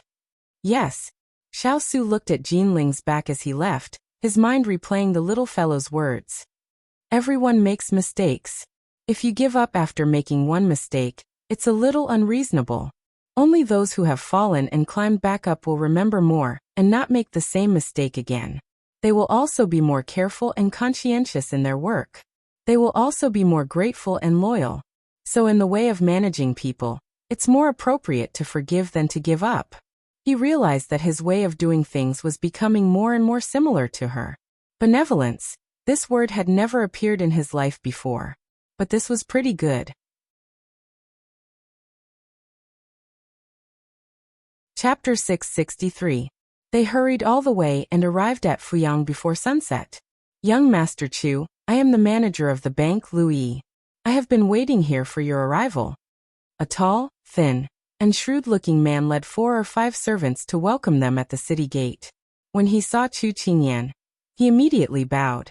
Chu Qingyan dismounted, and someone took the reins from her hands. She walked in front of Lu Yi, smiled, and returned the greeting. "Thank you for your trouble, Manager Lu. Chu Qingyan is a little embarrassed that you have to personally welcome us." "It's my pleasure," Lu Yi said modestly. "It's already late. Let's enter the city first." Chu Qingyan did not stand on ceremony and agreed. Thus, the group of people entered the city. "Are you also from Jiangnan?" a servant asked the 2 people behind them. Xuanqi Zima was about to shake his head when a folding fan slapped his mouth. A beautiful face leaned forward. "That's right. I'm with the young man in red." The servant had never seen such a beautiful person and nodded foolishly. Okay. Please come this way." Chu Qingyan glanced at the 2 people behind her and narrowed her eyes. Jin Xian leaned over. "Master, do you want this subordinate to chase them away?" "There's no hurry. Let's see what they're planning." Since they had followed her for so long, she wanted to see what they wanted from her. With Chu Qingyan's tacit approval, Higashio Motetsu and his servant followed them into the bank without a hitch. As soon as they entered the courtyard, Louis said, "Everyone must be tired from the long journey. This humble one has already prepared a banquet to welcome everyone. If the reception is not satisfactory, please forgive me, young Master Chu and everyone." Chu Qingyan raised her hand to stop Louis. "Manager Lu, you don't have to be so polite. We're leaving for Jiangnan tomorrow, so the banquet can wait until next time." Louis thought of the importance of this temporary transfer and obediently agreed. "Then, if young Master Chu has any instructions, please do not hesitate to ask. Steward Lu, please arrange rooms for our brothers to rest in advance. After that, this one needs to have a detailed discussion with Steward Lu about the matter of this secondment." Chu Qingyan replied. "All right, the rooms have already been arranged. Let the servants lead them there. Young Master Chu, you can discuss with me in the study." Lu Yi immediately bowed and raised his hand. "Young Master Chu, this way please." "Thank you." Chu Qingyan bowed slightly and followed him to the study. When they arrived at the study, Chu Qingyan went straight to the point. "Steward Lu, what do you think of this secondment?" Louis originally thought that this young man from Jiangnan would exchange a few pleasantries with him, but he didn't expect him to be so straightforward. However, he had met all kinds of people and hid his emotions well. He thought for a moment before choosing his words carefully. Recently, many things have happened in Jiangnan's private bank. This one feels that it's not appropriate to be seconded at this time. However, if the transaction is successful, it will be a huge profit for the private bank. Therefore, this one did not participate in this matter, so it's not appropriate for me to make too many comments. Chu Qingyan nodded in her heart. She had her reasons for asking Lu Yi directly just now. She wanted to use this method to directly see Lu Yi's reaction. As expected of a businessman, his words were quite smooth. However, he also gave his own opinion, and didn't blindly follow others. Moreover, she heard from Jinling that this person was quite capable and efficient. For so many years, Jiangsu Family Bank had been handed over to him without any problems. Chu Qingyan was also relieved. She raised her hand and directly revealed the golden token in her hand. "Lu Yi, I need your cooperation." When Louis saw the token that belonged exclusively to his master appear in the hands of the young man in front of him, he was slightly startled. However, his body reacted first and he knelt down. "Please give me your orders, young Master Chu." Although he didn't know why the golden token appeared in the hands of this young man, when Jinling University sent the letter over, the words revealed that this young man's identity was noble and asked him to cooperate well. Therefore, he didn't think much of it and acted as if he was at her disposal. Chu Qingyan put away the golden token and solemnly explained the next step. The study was brightly lit. Jin Xian and the others were stationed outside so no one could spy on them. "The people from Jiangnan's Su family bank have already arrived in Fuyang. We should still act according to the plan and ambush them on their way back. If we can successfully intercept this silver, then Master's next plan can be realized one by one. I don't believe that we can't destroy all of the King of England's businesses." "That's right. Who hasn't always praised Xiao Lychee like a flower? This time, let's slap their faces properly. Let's see if they still dare to laugh. This time, it's going to be fun." Two men dressed in civilian clothes were hiding in the alley in front of the Su family bank. When they saw Chu Qingyan and the others enter the door, they laughed and talked with contempt. Meanwhile, in Jiangnan, Hualing hurriedly ran into the study. "What's the matter? Is there a dog chasing you outside?" Xiao Su was flipping through the book in his hand. When he saw Hualing, he was in a good mood and ridiculed him. Hualing took a deep breath and said with a sad expression, "Master, don't gloat. Guess who's here?" Receiving the complaining expression of his subordinate, Xiao Su looked calm. "If you keep me in suspense, I'll let Jinling release the dog." Hualing's expression became more sad. If the little princess said this, Master would definitely cooperate. But when it came to him, it became this treatment. Master's heart was getting more and more biased. "Master, it's your father-in-law." Hualing snorted. "Old Master Chu is here, but the little princess is not. Master, you just have to bear with it." Unfortunately, Hualing forgot that Papa Chu was here. The real doomsday was not his master, but them. Xiao Su's fingers paused. He didn't expect that they would come so quickly. During the time in Jiangnan, although the little fellow didn't say it, he knew that she missed her parents very much. So he asked Turin to send someone to invite them over. Originally, he wanted to give her a surprise, so he didn't agree to let her be the leader. But she insisted on going, so he followed her decision. But he still put down the book, got up, and planned to go outside the door to greet them. Where are they now? Hualing was stunned when he saw this. This was the first time that Master went to greet people in person. He stuttered. Turin has already led them to the reception hall. Fortunately, he ran quickly just now. Otherwise, he would be the one in charge of greeting them. Turin would probably be tortured by old Master Chu at this time. "Yes, tell the kitchen to prepare a welcome banquet. As for the dishes, you can decide." Xiao Su left this sentence and strode away, leaving Hualing withered in the wind. How could this subordinate know what old Master Chu and old Madam Chu like to eat? "Master, aren't you making things difficult for this subordinate? If I knew, I would have gone to greet them."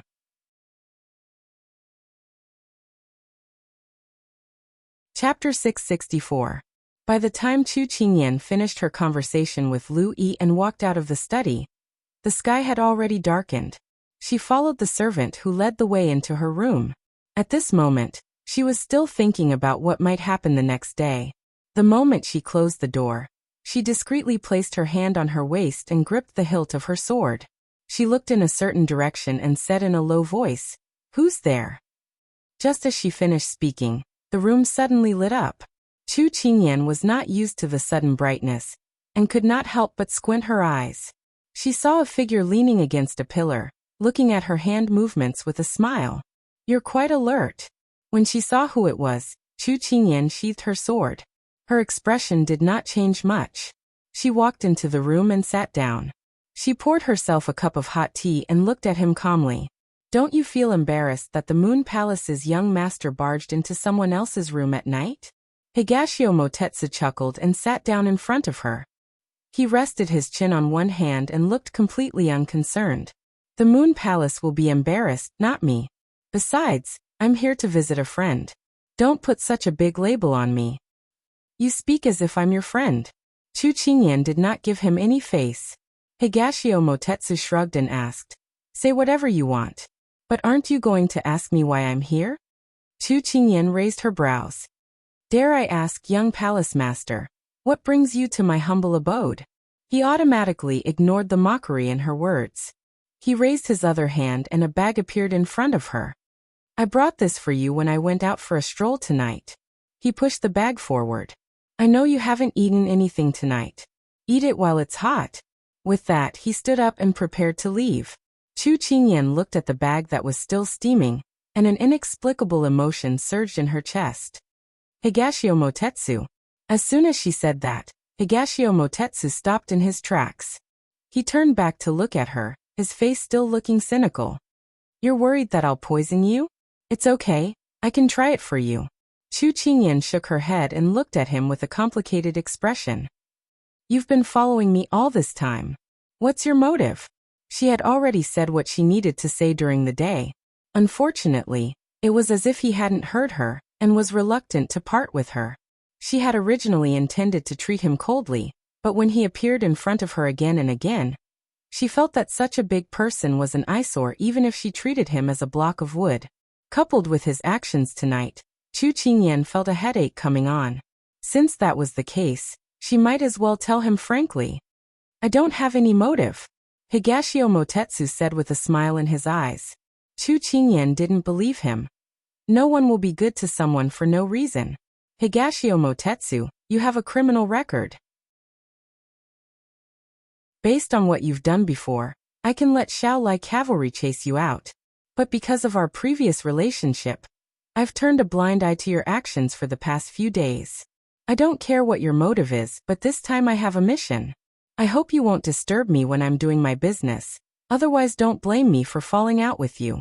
For that ice-cold stone of yours. Higashio Motetsu's focus wasn't on the ultimatum she had given him. Chu Qingyan couldn't help but frown. She was talking about business with him. Where did he go? I'm talking about business with you. That's right, business. I'm curious. Why are you always doing things for Xiao Su? Can't you have something of your own to do? Higashio Motetsu thought about how she had always been thinking for Xiao Su 4 years ago, and his heart felt uncomfortable. He snorted and spoke up for her. You're not even his subordinate. Are you willing to be ordered around by him? Chu Qingyan's head was full of black lines. What's this and what's this? His Highness didn't force me. Everything was voluntary. You're saying it as if I don't have any opinions at all. Isn't that the case? When Higashio Motetsu heard her call Xiao Su so intimately, his heart became angry. After not seeing you for so many years, I thought you'd have improved a little, but I didn't expect you to still be so stupid. Do you know how to chat? Chu Qingyan didn't have the mood to continue talking with him, and waved her hand to send him away. Forget it, I'm not talking to you anymore. Higashio Motetsu stormed off in a huff. When Chu Qingyan saw him deflated, she couldn't help but want to laugh.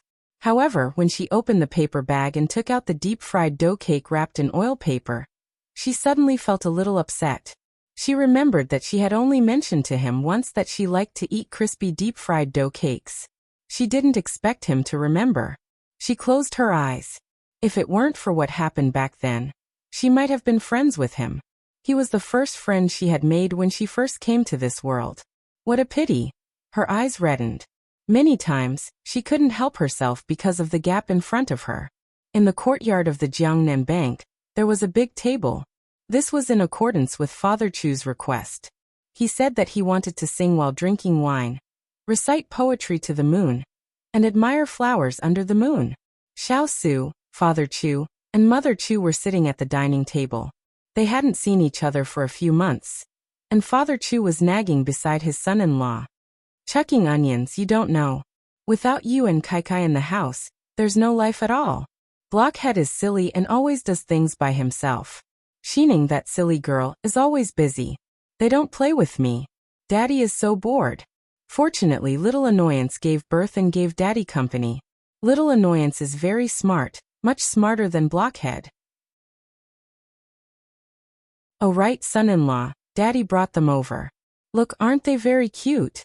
After saying this, Father Chu said to Huiling, who was standing beside him, "White impermanence, quickly bring little annoyance and her family over." Huiling subconsciously took a step back and begged for mercy. "Old master, let black impermanence go. This subordinate is afraid." Turin choked. When did he admit that he was called black impermanence? "No ambition. Go go go. I'll let you go and train your courage. Little annoyance isn't fierce at all. Be good." Father Chu glared at him and urged him to go. The corner of Huiling's mouth twitched. "Are you sure that guy isn't fierce?" Huiling used his eyes to ask his master for help, but who knew that his master would directly ignore him? In the end, his request failed, and he could only bitterly leave. Father Chu happily chewed on a drumstick. Mother Chu could only shake her head and smile when she saw this scene. Only her son-in-law's subordinate could let Yuan Lang meet him like this. However, she could also see that her son-in-law doted on her daughter. After eating a drumstick, Father Chu glanced at the person beside him who was peacefully drinking wine and suddenly said, "Son-in-law, Kai will be of marriageable age in a few months." "I know." Xiao Su didn't understand and replied indifferently. This answer made Father Chu unhappy. He slapped the table heavily and snorted. "Little brat, you've become bold. Do you not want to be responsible for Kai and want to trick her into marriage?"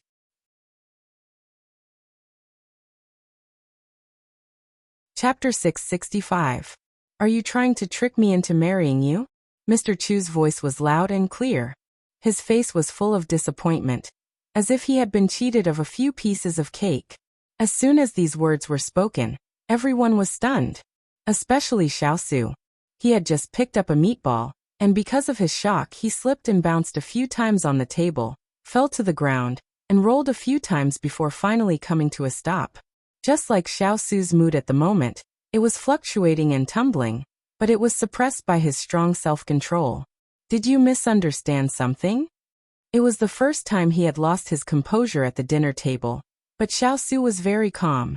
However, no one noticed the slight fluctuation in his eyes. Misunderstanding. Mr. Chu was furious. What misunderstanding? What misunderstanding could there be? Xiao Su was silent. Mr. Chu's words were as if he had not said anything. Mrs. Chu also did not expect her husband to be so angry at her son-in-law. She wanted to hold him back, but unexpectedly, he had already slumped his shoulders and turned his body away in loneliness and sadness. My Kai is so obedient, kind, beautiful, dignified, virtuous and cute. You actually don't intend to marry her. No, you have already brought her home, but you don't want to marry her and give her an official status. Father asked you a question just now, but you didn't say anything. Aren't you bullying my Kai? Irresponsible, bad guy. Mr. Chu lamented. Xiao Su did not expect that. He opened his mouth, but did not know how to refute. Because it seemed that Mr. Chu was right. He could not find a single reason to refute. Turin was shocked. Mr. Chu actually said everyone's thoughts so directly. Although it was not very kind to say this to his master, he had to say it. Well done. At this moment, Father Chu continued to reprimand her. Kai is of marriageable age, which means that you're really 15 years old. Usually, when a girl reaches marriageable age, it means that she can talk about marriage and find a husband. However, our Kai is a little special. She was betrothed to you by the retired emperor a long time ago. As your father, I was very assured because I thought that you were very reliable. You are not even reliable. Are you still not ready to marry Kai? How long are you going to drag this out? What if some good seedlings appear and try to snatch them from you? Won't you be worried? Although Kai's personality was like mine, and she was very determined, what if the seedling was better than you? Although no one can compare to you in father's eyes, Kai might not think the same way. Why are you so stupid? At this point, Mr. Chu's face was filled with resentment, as if he was lecturing his useless son. Everyone suddenly felt that something was amiss. Wasn't Chu Machen's father speaking out for the young princess consort? Why did she suddenly start to worry for her master? I can't help but wonder if this little princess is really your biological daughter? At this moment, the questions came one after another, and Xiao Su's mind went blank, because he had never thought about these questions before. He was going to marry the little fellow? The Xiao cavalry at the side silently retreated a few steps. Although their master was being scolded, as subordinates, they should rush forward to help their master. But for some reason, they just wanted to laugh. That was a rare occurrence in decades. I'm sorry, master. In order not to let you hear the laughter, the subordinates very considerately retreated. Chu Machen's mother didn't know whether she should stop him or not. Although her husband's words were her heartfelt thoughts, she felt that there was something wrong with them. It's not what you think. Under Chu Machen's piercing gaze, Xiao actually felt a little uncomfortable. Then what is it? Chu Machen's father crossed his arms, looking like he was all ears. Xiao was at a loss for words, because he didn't know what he was thinking in his heart. All the problems tonight were beyond his expectations, and beyond the scope of the reasons he could give. Chu Machen's father saw him like this and became angry.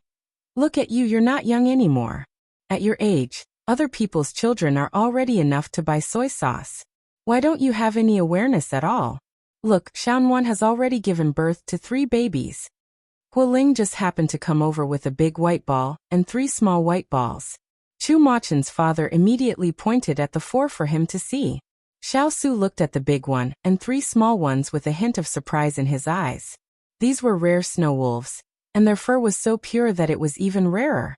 Considering the fierce nature of snow wolves, Xiao was about to ask someone to separate them when Chu Machen's father said, Xiao Fan, come over here, let my son-in-law see your cubs. Xiao Fan seemed a little unhappy when he heard this name. At this time, there was a meatball lying quietly on the corner of the table. He went forward and patted it with his claws, and the meatball was cut into 3 pieces by his sharp claws. Then the 3 little troublemakers ran over, each holding a piece and eating happily. Chu Machen's father touched his nose in response to Xiao Fan's indifference and said, Xiao Fan must dislike you, so he doesn't want to get close to you. The corners of Xiao eyes twitched. How could this work? Anyway, I don't care, you have to give me a grandson next year. Otherwise, I'll cry in front of you. Chu Machen's father glared at his son-in-law, looking very wronged. Chu Machen's mother tugged at his sleeve and reminded him in a low voice, It's your grandson. Yes, my grandson. Anyway, I'm going to be a grandfather. Chu Machen's father raised his head. Chu Machen's mother coughed. It's your grandfather. Chu Machen's father had nothing to lose. I don't care what you're going to be, but you can't be irresponsible after eating. Otherwise, I'll beat you to death. When Chu Machen's father said this, everyone didn't know whether to laugh or cry. Xiao couldn't help but smile as well. But after laughing, his heart felt a little heavy. After dinner, Chu Machen's parents left the table. On the way back, Chu Machen's mother was worried about her husband's mood, but to her surprise he was humming a song and seemed to be in a good mood. Danyang, did I do a good job just now? Chu Machen's mother was stunned. You were acting just now. Yes. Chu Machen's father lowered his head and said to the big group behind him, Little guys, I'm going to have a big fat grandson next year. Don't be so smug. Xiao Fan raised his head high, looking at these stupid human beings with disdain. Chu Machen's father turned his head and snorted angrily. Chu Machen's mother was a little confused. Could it be that Yuan Lang urged His Highness to give birth to a child for him to play with, because Xiao Fan always protected the 3 little ones and didn't let him play with them? If so, it would be quite unfair to His Highness. In the empty courtyard, Xiao was left drinking alone under the moonlight. The others were dismissed by him. At this moment he was in a bad mood, and he didn't want to show this side of himself in front of his subordinates. Because tonight, Chu Machen's father's question hit him straight in the heart. He had always been rational, and had planned every step of his life. He had included the little fellow in his life, and made it a part of his life, but he had neglected the most important point.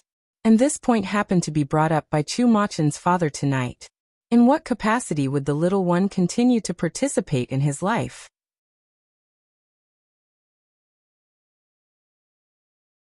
Chapter 666. It was a question that he had never thought of, but now it was so obvious in front of him. The little girl must be in his life plan. But what identity should she use to continue living in his future life? Father Chu was right. The little girl had grown up and was going to marry and have children. He had always neglected this point. It turned out that what he thought was simply accompanying her was not going to work at this moment. He suddenly realized that he was so stupid and selfish. He was used to controlling his own life, so he conveniently planned her life. He never asked for her opinion, so when everything was dissected, she was so helpless.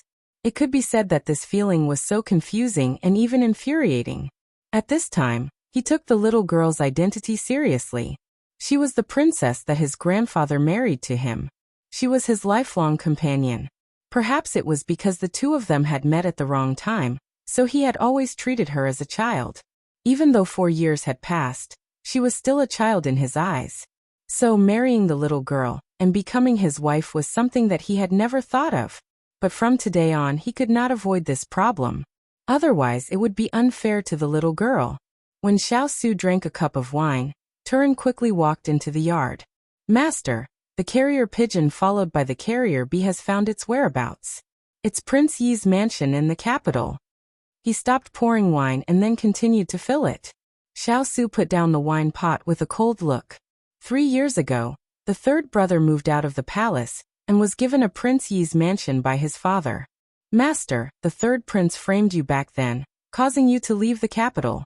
Now that you have not participated in court politics for many years, why is he still targeting you? Even someone as steady as Tu Ling felt a wave of anger rise in his heart. Although there was no evidence of the assassination attempt on the fourth prince, they all knew that it was a trap set up by the third prince. However, their master was still concerned about their brotherly relationship. In addition, their master was bitterly disappointed in His Majesty, so they did not expose him. However, after so many years, their master had gradually faded out of the circle of princes. Why was the third prince still unwilling to let him go? The valiant cavalry could not take this lying down. Xiao Su held the cup in his hand and slightly raised the corner of his mouth, showing a touch of mockery. It's nothing more than power. Because of her power, Empress Mother ignored his wishes and made a move on Qingyan. Because of his power, his third brother had repeatedly attacked him. Master, are we going to let the third prince plot against us? Since the third prince had planted spies in the bank many years ago and has been advancing step by step, it proves that he has long wanted to make a move on you. Thinking about the losses of the bank and Jinling's anxious look, Turin's tone was a little indignant. I won't let it go so easily, Xiao Su said calmly. In the outside world, everyone said that his third brother was gentle, refined, and intelligent. It was a pity that he was weak and sickly since he was young, and would not live past 30 years old. However, only he knew that it was all just a smokescreen. His third brother had an ambition that did not lose out to others. If it weren't for the plot 4 years ago, he probably wouldn't have noticed the viciousness hidden under the gentle face so quickly. Let Water Spirit investigate his private businesses. I don't need to tell you what to do next. When Xiao Su's words fell, Turin's face revealed a happy smile. Although they couldn't shake the third prince's position, the businesses under his name, as long as Master said a word, their fierce cavalry wouldn't be afraid of collapsing. This subordinate understands. After this matter was said, Hualing also walked up. Master, Lu Guang sent a letter. Unread it, Xiao Su said casually. Hualing looked at the letter in his hand and hesitated. Master, this subordinate feels that it's better for you to read this letter yourself. After saying this, Hualing shrunk his neck. Xiao Su glanced at him, making Hualing lower his head. Give it to me. Hualing immediately handed it over. Xiao Su opened the letter. At the beginning, it said that they were safe. There was nothing special, but when he read to the end, his eyes unconsciously narrowed. Then, the fire spirit and the earth spirit felt a gust of cold air gradually rising. Sure enough. Little princess, this subordinate blesses you in spirit. The next day, Chu Qingyan took Su Yi and the others out of Fuyang City according to the original plan. This time, they carried more than a dozen chests filled with silver, and slowed down their speed to go back in the direction they came from. Everyone was dressed as an escort company. This way, they wouldn't attract attention even if they had a large number of people. After leaving Fuyang City, they traveled for half a day without a hitch. Chu Qingyan raised her hand. Let's rest first. We'll continue after half an hour. Yes. Everyone dismounted from their horses. Sui arranged for several people to take turns to guard the carriage filled with silver. The few of them gathered together. Young master, this subordinate has been more careful along the way, but we didn't find anyone suspicious. Su Shiba whispered. We're still on the official road now. The probability of thieves appearing is not high. By the way, when did you rob the last 2 times? Chu Qingyan twisted open the water skin and took a sip before asking. Su Shiba seemed to understand something. It was at night. Yes. At our speed, it will take us 3 days to reach Jiangnan. So these 2 nights, everyone must be on high alert and take turns to guard. After Chu Qingyan finished speaking, she subconsciously looked behind her. Higashio Motetsu and his servant were no longer there. They didn't stay in the bank last night. Instead, they quietly left. They came suddenly and left quietly. Chu Qingyan twisted the lid and smiled faintly. Perhaps he was hurt by what she said last night. How could a person who cared so much about their reputation endure it? Moreover, she and he might just be playmates for a while. People of different paths couldn't make plans together. After resting, everyone continued on their journey. On the first night, they were safe and sound. On the second day, they continued on their journey until the evening without any accidents. A fire was lit in the forest, and the light illuminated the surroundings. Su Shiba and his men came back from hunting. Lu Guang and others began to roast the food skillfully. The other people on duty were fooling around, looking relaxed and lazy. Chu Qingyan leaned against a tree trunk, biting a piece of grass in her mouth. Her eyebrows were lowered as if she was resting, but in fact, her ears were listening to the surroundings. Night was the time when people were most relaxed. After 2 days of high vigilance and hurrying on the road, everyone had exhausted a lot of energy. So tonight should be the time when everyone was most tired. It seemed that these people were not stupid and knew how to use psychological tactics. But they were not stupid either. Everything was ready. They just needed to wait for these people to walk into the trap. As soon as she thought of this, she heard rustling footsteps approaching slowly. Chu Qingyan curled her lips slightly. Here they come.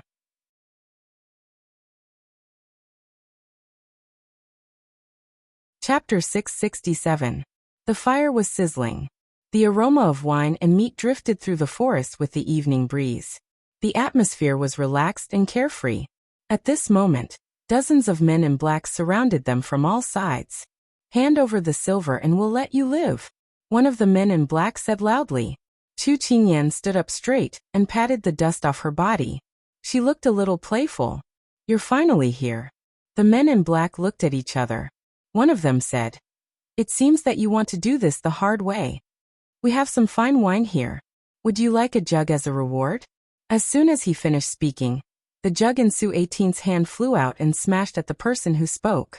The force of the jug was hidden. The man in black was caught off guard and was hit in the chest. He spat out a mouthful of blood.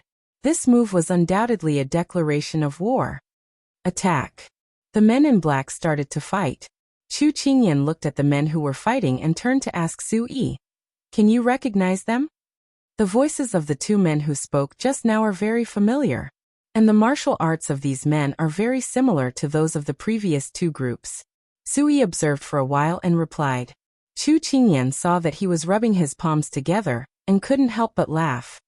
Go on.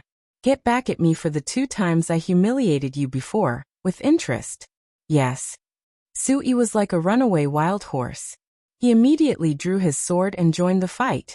Under the light of the fire, Chu Qingyan sized up these black-robed men. Their martial arts were not weak, or rather, they were not inferior to Xiao Laiqi. It was no wonder that Su Yi and the others were defeated by them. However, this battle could also be used to test if Su Yi and the others had regained their martial arts. Soon the men in black approached the boxes. When they opened them, they found that they were not filled with silver but stones. We've been tricked. Let's go. Chu Qingyan snorted. You want to leave? It's not that easy. She pulled out her sword and lightly tapped her toes. Using the force of the tree trunk, she flipped over and landed in front of the outermost black-clothed men, blocking their path. Tell me honestly who sent you. Chu Qingyan held her sword in front of her chest and swept her gaze across these people as she asked coldly. If you want to know, go ask the king of hell. Several people rushed up, surrounded Chu Qingyan and began to attack. In the past few years of training, whether it was internal energy or martial arts, they had made great progress. Therefore, these people were unable to gain an advantage over Chu Qingyan. She thought that this gigolo would be easy to deal with, but she didn't expect him to be even more difficult to deal with. Seeing that most of their brothers had already been dealt with, these people started to panic. This was all a scheme. They had to immediately go back and report to their master and make preparations. When one of them was sent flying by Chu Qingyan and fell to the ground, he used his hands to support himself as he climbed up. He hatefully looked at Chu Qingyan, and then took out a small fist-sized object. He aimed it at Chu Qingyan's direction, and prepared to press down on a protruding object. Go to hell! When that object flashed white under the light of the fire, Jin Xian cried out in alarm. His master who was fighting with the black-clothed men did not notice this danger at all. Just at this moment, a purple figure descended from the sky. The moment that object was pressed down, he made his move. A stone flew towards the black-clothed man's wrist. The black-clothed man groaned, and the object slipped from his hand. But when everyone heard a pa-da sound, they knew that the switch had been turned on. The moment it landed on the ground, the black ball suddenly exploded, and over 10 silver needles flew out in all directions. Seeing this, Chu Qingyan quickly pulled down the cloak on his body. Like a spinning plate, he knocked all the silver needles to the ground. At the same time he shouted to Xiao Laiqi, "Dodge." With that, everyone immediately raised their swords to dodge the hidden weapon. That thing did not seem to be completely turned on. It only shot out one round, and then stopped. As for the black-clothed men, they had already been hit and turned into porcupines. Only then did Chu Qingyan stop in her tracks. She threw the tattered cloak in her hands onto the ground and said, "Check if there are any survivors." "Young master, no one has any breath left," Sui immediately reported after checking. "How many did we lose?" Chu Qingyan glanced at his men and asked. 2 heavily injured and 11 lightly injured. No one was sacrificed, Sui said again. Chu Qingyan then heaved a sigh of relief. These people must have underestimated them because it was too easy for them the first 2 times. As a result, they were not prepared and were quickly taken care of by them. Indeed, being arrogant brings losses, while being humble benefits. So she ordered, "Lu Guang, bring some men to clean up the area. Jin Xian, send some men to stand guard. Sui, take care of the injured." Yes. The 3 of them immediately accepted the order and left. When everyone was doing their own things in an orderly manner, Chu Qingyan then turned to look at the person leaning against the tree trunk. Then, without saying anything, she walked into the forest in front. Seeing this, Higashio Motetsu also followed.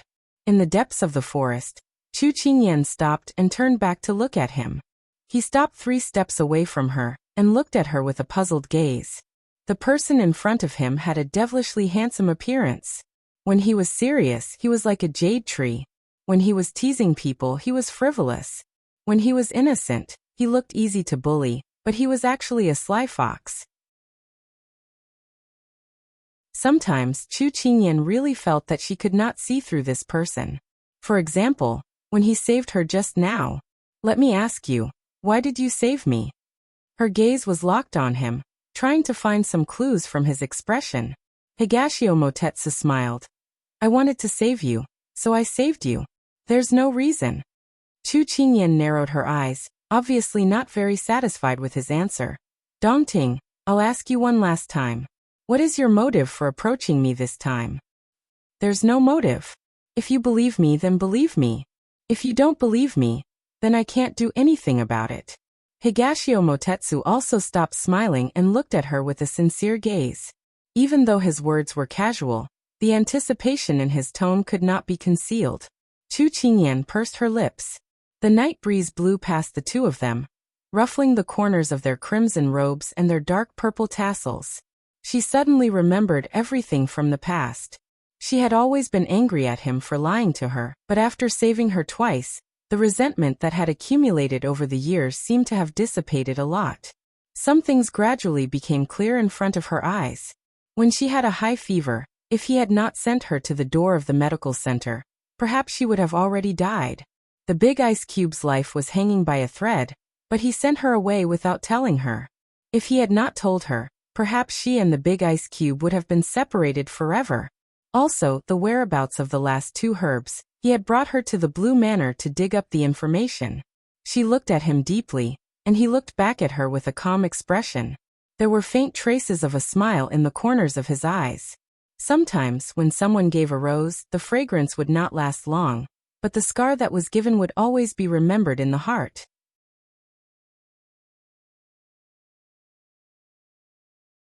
Chapter 668. In the silent atmosphere, Higashio Motetsu couldn't help but curl his lips. His smile seemed a little distant.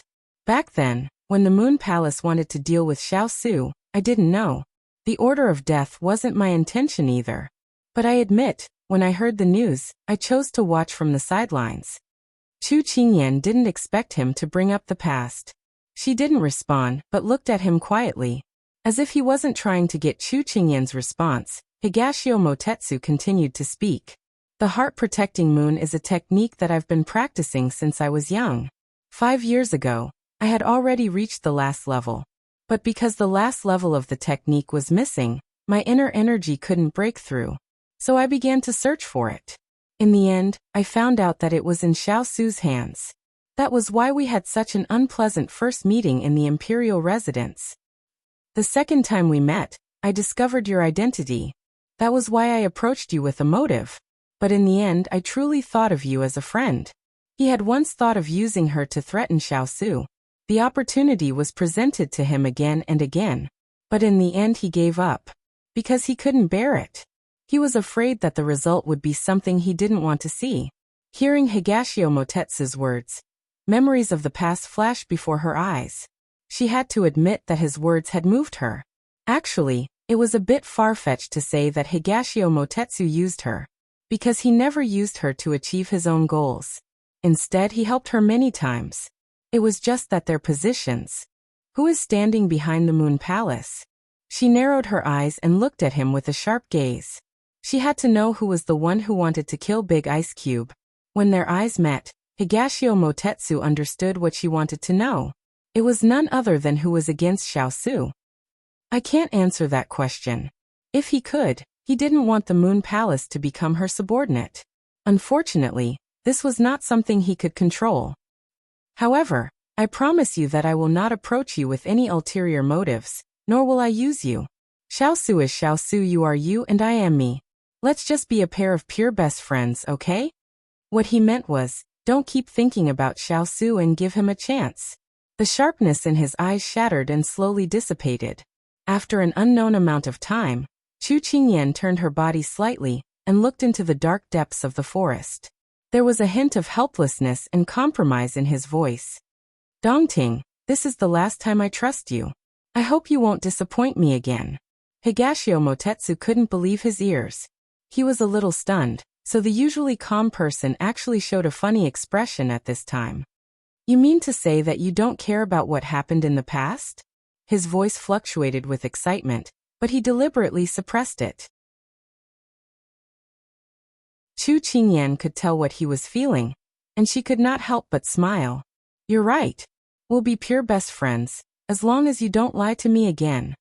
The depression from back then had long dissipated. It was just that the person who was unwilling to be treated seriously by her would repay her like this. When Higashio Motetsu heard this, he revealed a sincere smile. Little girl, I knew that you wouldn't be so heartless. After saying that, his hand landed on her head, and then he rubbed it a few times, until her hair became a bird's nest. Chu Qingyan slapped him. Her previous seriousness had already disappeared, and now she said in a flustered and exasperated manner, "Why are you getting touchy? Show some respect to your older sister. Also, do you know how to use idioms? If you don't know how to use them, go back and study for a few years. Who gave you the guts to actually talk to this highness like that?" Although his words were threatening, it couldn't hide the smile in his eyes. Chu Qingyan jumped away from him. so as to avoid being attacked by him again. She raised her hand to stroke her hair while saying in a bad mood, "Who gave you the guts to actually talk to this young master like that? Also, don't smile so devilishly. What? Are you afraid of being mesmerized by this highness' magnificence?" As he said that, Higashio Motetsu even shamelessly got closer to her. Chu Qingyan rolled her eyes. "You're so boring." Higashio Motetsu raised his eyebrows. "I'm happy. I still have to hurry on my journey tomorrow." "Where are you going?" She looked like she was saying, "Go where you want to be." Higashio Motetsu revealed a teasing expression. "Wherever you go, I'll go with you. Can't you speak properly?" Chu Qingyan held her forehead helplessly. She had a feeling of regret. This person was really crazy. "I don't have much to do recently. Why don't I follow you to Jiangnan to have some fun?" Higashio Motetsu smiled. He originally came out to have some leisure time, and happened to meet this little girl. This trip was not in vain. Chu Qingyan nodded. "That's fine. Let's go." The two walked in the direction of the bonfire. As they walked, they talked about each other's missing 4 years of life. Although Jin Xian was a little surprised by Higashio Motetsu's appearance, he didn't say anything when he thought of his help just now and how his master didn't mind. On the other hand, Flowing Light felt a little indignant when he saw such an outstanding man beside his little princess. Flowing Light, who is that person? Why is he always following young Master Chu? Su 18 walked to Flowing Light with a water bag in her hand and asked curiously. Flowing Light said angrily, "He's someone who wants to poach." Several question marks appeared on top of Su 18's head. "No, I have to write a letter to tell my master." 18, where's the carrier pigeon? Flowing Light touched his head and immediately jumped up. "Oh, it's with 11. Although Flowing Light was confused, Su 18 still pointed him in the direction. After Flowing Light left, Su 18 turned to look at the person sitting by the bonfire. She was dressed in red and had black hair. She was graceful but had a humble heart. If they hadn't seen it with their own eyes today, they wouldn't have believed that such a small body could have such explosive power. She was able to fight against 7 people alone, and not be at a disadvantage. Thinking of the provocation they used to give her, it seemed that they were really overestimating themselves. Su 18 withdrew her gaze, and found that Su E and the others were also looking at young Master Chu with admiration. It turned out that she wasn't the only one who had such thoughts. Chu Qingyan was talking with Higashio Motetsu. This group of unruly Jiangnan fierce cavalry had already expressed their silent submission to her. The night breeze blew, and the bonfire sizzled. The night was very quiet and peaceful. For Chu Qingyan, a lot of things could basically come to an end. They passed the night peacefully. When they woke up the next day, they set off for Jiangnan in high spirits. Without the burden of those boxes, they immediately quickened their pace. When it was close to noon, they had arrived in Jiangnan. Everyone was in high spirits. After entering the city, Chu Qingyan was about to go to the bank. But when she glanced at the crowd, she suddenly saw a figure. She immediately pulled the reins and stopped.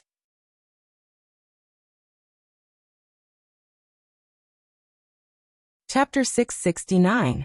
After resolving the bank's crisis, Chu Qingyan thought of many things on the road. For example, Big Ice's industry. The bank's accounts were falsified, and this year, the bank lost a lot of money due to people's schemes.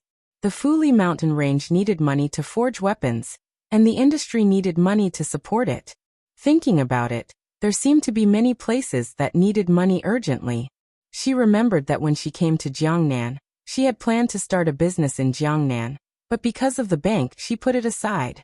Now she had to rearrange it into her future plans. Just as she thought of the information she had people gather about Jiangnan's industries, her eyes fell on the Hua family, who was involved in all kinds of industries. If she could cooperate with this person, it would be of great help in opening the market for her products. As she thought of this, she saw Hua Xiaoli walking among the crowd. Without thinking much, she dismounted from her horse and handed the reins to Lu Guang, instructing, "You guys go back and report first. That's right, you must firmly control Shiqing and Li Buqing. Don't let them escape. I'll go back later." Without waiting for Lu Guang to answer, She quickly squeezed into the crowd and searched for that person. Higashio Motetsu didn't think much and quickly followed. He was very curious about who could make the little girl so concerned. Lu Guang looked in the direction they disappeared and couldn't help but sigh. He resigned himself to his fate and walked back. He should go back and report first. The young princess consort had Jin Xian with her, so there shouldn't be any big problems. Chu Qingyan walked through the crowd and turned her head. She saw the person she was looking for, but she didn't act rashly and followed behind. Today was simply the worst day for Hua Xiaoli. Her hibiscus pavilion had been open for half a month, but the profits were far less than fragrant powder pavilions. She came to find the reason today, but saw that her shop was empty, while her opponent had an endless stream of customers. She didn't know if Chen Mingyi knew in advance that she would come to the shop today, but he actually stood in front of his shop and winked at her. He even said that if the shop couldn't continue, she could leave as soon as possible. She was already unhappy about the declining sales, and seeing Chen Jiawang's face, Hua Xiao became angry. "Ah fu, let's go, I want to drink." "Young master, that's not good. Master will beat you when we get back." Thinking of the 20 strokes he had taken for his master, Ah Fu felt his back hurt again. "Cut the crap. Are you going or not? If you don't want to go, I will go alone. Don't say I didn't bring you along." Hua Xiao impatiently waved his hand, and then walked in after finding a restaurant. Ah Fu was helpless. To have such a carefree master, he had no choice but to accept it. At this moment, just as Chu Qingyan was about to follow them in, a folding fan appeared in front of her. She turned to look at the person beside her. "Why are you here?" Higashio Motetsu did not answer the question. Instead, he pointed to the person who had already sat down and ordered wine. "Who is that person? Is it worth you chasing after me in such a hurry?" "The young master of one of the top merchants in Jiangnan." "Hua Xiao, I really want to get to know this person." Chu Qingyan clenched her fists, her eyes shining, as if that person was a piece of juicy meat in her eyes. Hearing this, Higashio Motetsu's eyes revealed a trace of discomfort. He asked, "This person looks so eccentric. What's there to get to know?" Chu Qingyan did not understand why his tone suddenly became harsh. "You know her?" "I don't know her." "Then why are you talking so much nonsense? Don't get in the way of my business. Otherwise I will cut you in half." Chu Qingyan pretended to threaten him and raised her fist. Higashio Motetsu made a tisk sound, but he had already retracted his hand. Chu Qingyan nodded in satisfaction. "That's more like it." With that, she walked in with large strides. Higashio Motetsu choked on a mouthful of old blood in his throat. Hua Xiao had just finished ordering, and was thinking about life with her chin in her hand when someone sat down in front of her. She did not even raise her head as she said, "There are still seats in the restaurant. Please help yourself." Her meaning was very clear. She did not want to share a table with anyone. As soon as he finished speaking, another person sat down.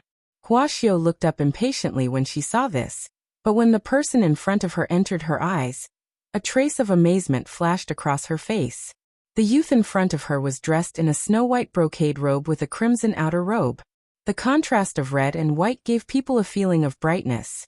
His face was bright and clear, his facial features were very exquisite, and his smile was very warm. As for the purple-clothed man beside the red-clothed youth, needless to say, he was simply a monster. He could be described as a jade-like beauty. Hua Xiao raised her eyebrows. When did two such outstanding men come to Jiangnan? How come she had never heard of them before? But although they were good-looking, they were not good enough to bribe her. "I've already taken this table.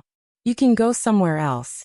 She crossed her arms and said bluntly, although she knew that Hua Xiao was a woman dressed as a man, but when she met her face to face, Chu Qingyan found that this person dressed as a man was really somewhat outstanding and elegant, if one ignored the shrewdness in her eyes. Chu Qingyan had long understood Hua Xiao's personality. She looked carefree on the surface, but was actually very meticulous. Although she was 17 years old, she was very tactful. Many businessmen who had experienced hundreds of battles had been fooled by her. At this time, she was not polite and went straight to the point. "This one is Chu Yan. When I first arrived in Jiangnan, I heard many rumors about young Master Hua. Chu Yan is very impressed and has long wanted to get to know young Master Hua. Unfortunately, I have not found the opportunity. Now that we met on the street, Chu Yan followed. If I have offended you in any way, I ask for young Master Hua's forgiveness. So it was because of her good reputation. Hua Xiao's displeasure faded a little, but she was not someone who could be easily fooled. People who want to get to know me are like carps crossing the river. One more is not much, one less is not much. Unless there's something special about you that I'm interested in. These words were very rude. Even Higashio Motetsu, who was sitting at the side and secretly looking at Hua Xiao, was a little unhappy. Chu Qingyan smiled and did not care at all about the other party's contempt. Her expression was the same as before. Outstanding qualities can be seen by the benevolent, and the wise see by the wise. There is an ancient saying that it is a joy to have friends from afar. Meeting is fate. Young Master Hua does not need to care about those empty things. Today, this one will invite young Master Hua to a meal to honor your reputation. At this time, the waiter just happened to bring the wine pot and dishes. Chu Qingyan took the wine pot and personally poured a cup of wine for Hua Xiao. Young Master Hua, please. Higashio Motetsu, who was at the side, saw her actions and his expression became even more unpleasant. This young Master Hua's appearance was ordinary and could not even compare to Xiao Su. Why was this little girl so interested in him? It was simply strange. Chu Qingyan did not notice Higashio Motetsu's expression at all, and ordered a few more dishes from the waiter. Hua Xiao supported her chin with a smile on her face, but her eyes were sizing her up. After she finished ordering, she slowly said, "Young Master Chu, I don't like to beat around the bush. Just say it. What is your purpose?"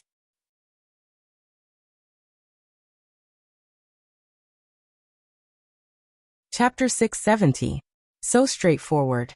However, Chu Qingyan was not annoyed by Hua Xiao's straightforwardness. Instead, she liked this person very much. "Young master, since you've asked, this humble one will not beat around the bush. This humble one wants to do a skincare business in Jiangnan, but this humble one has just arrived in Jiangnan and has no foundation, so this humble one has the idea of partnering with you. Recently, this humble one has heard a lot of news that young master intends to expand the rouge and face powder industry. This humble one admires young master's methods and boldness, so this humble one has the idea of partnering with young master. What do you think, young master?" Chu Qingyan knew that it would not work if she brought up the matter of partnering with her on the first meeting. As expected, the people who want to work with my master have lined up for several streets. Where did you come from? Hua Xiao did not speak, but Ah Fu, who was sitting beside her, spoke up. Chu Qingyan saw that Hua Xiao did not say anything, so she understood that she had acquiesced to the servant's actions. However, she also admitted that it was normal for others to reject her rashly.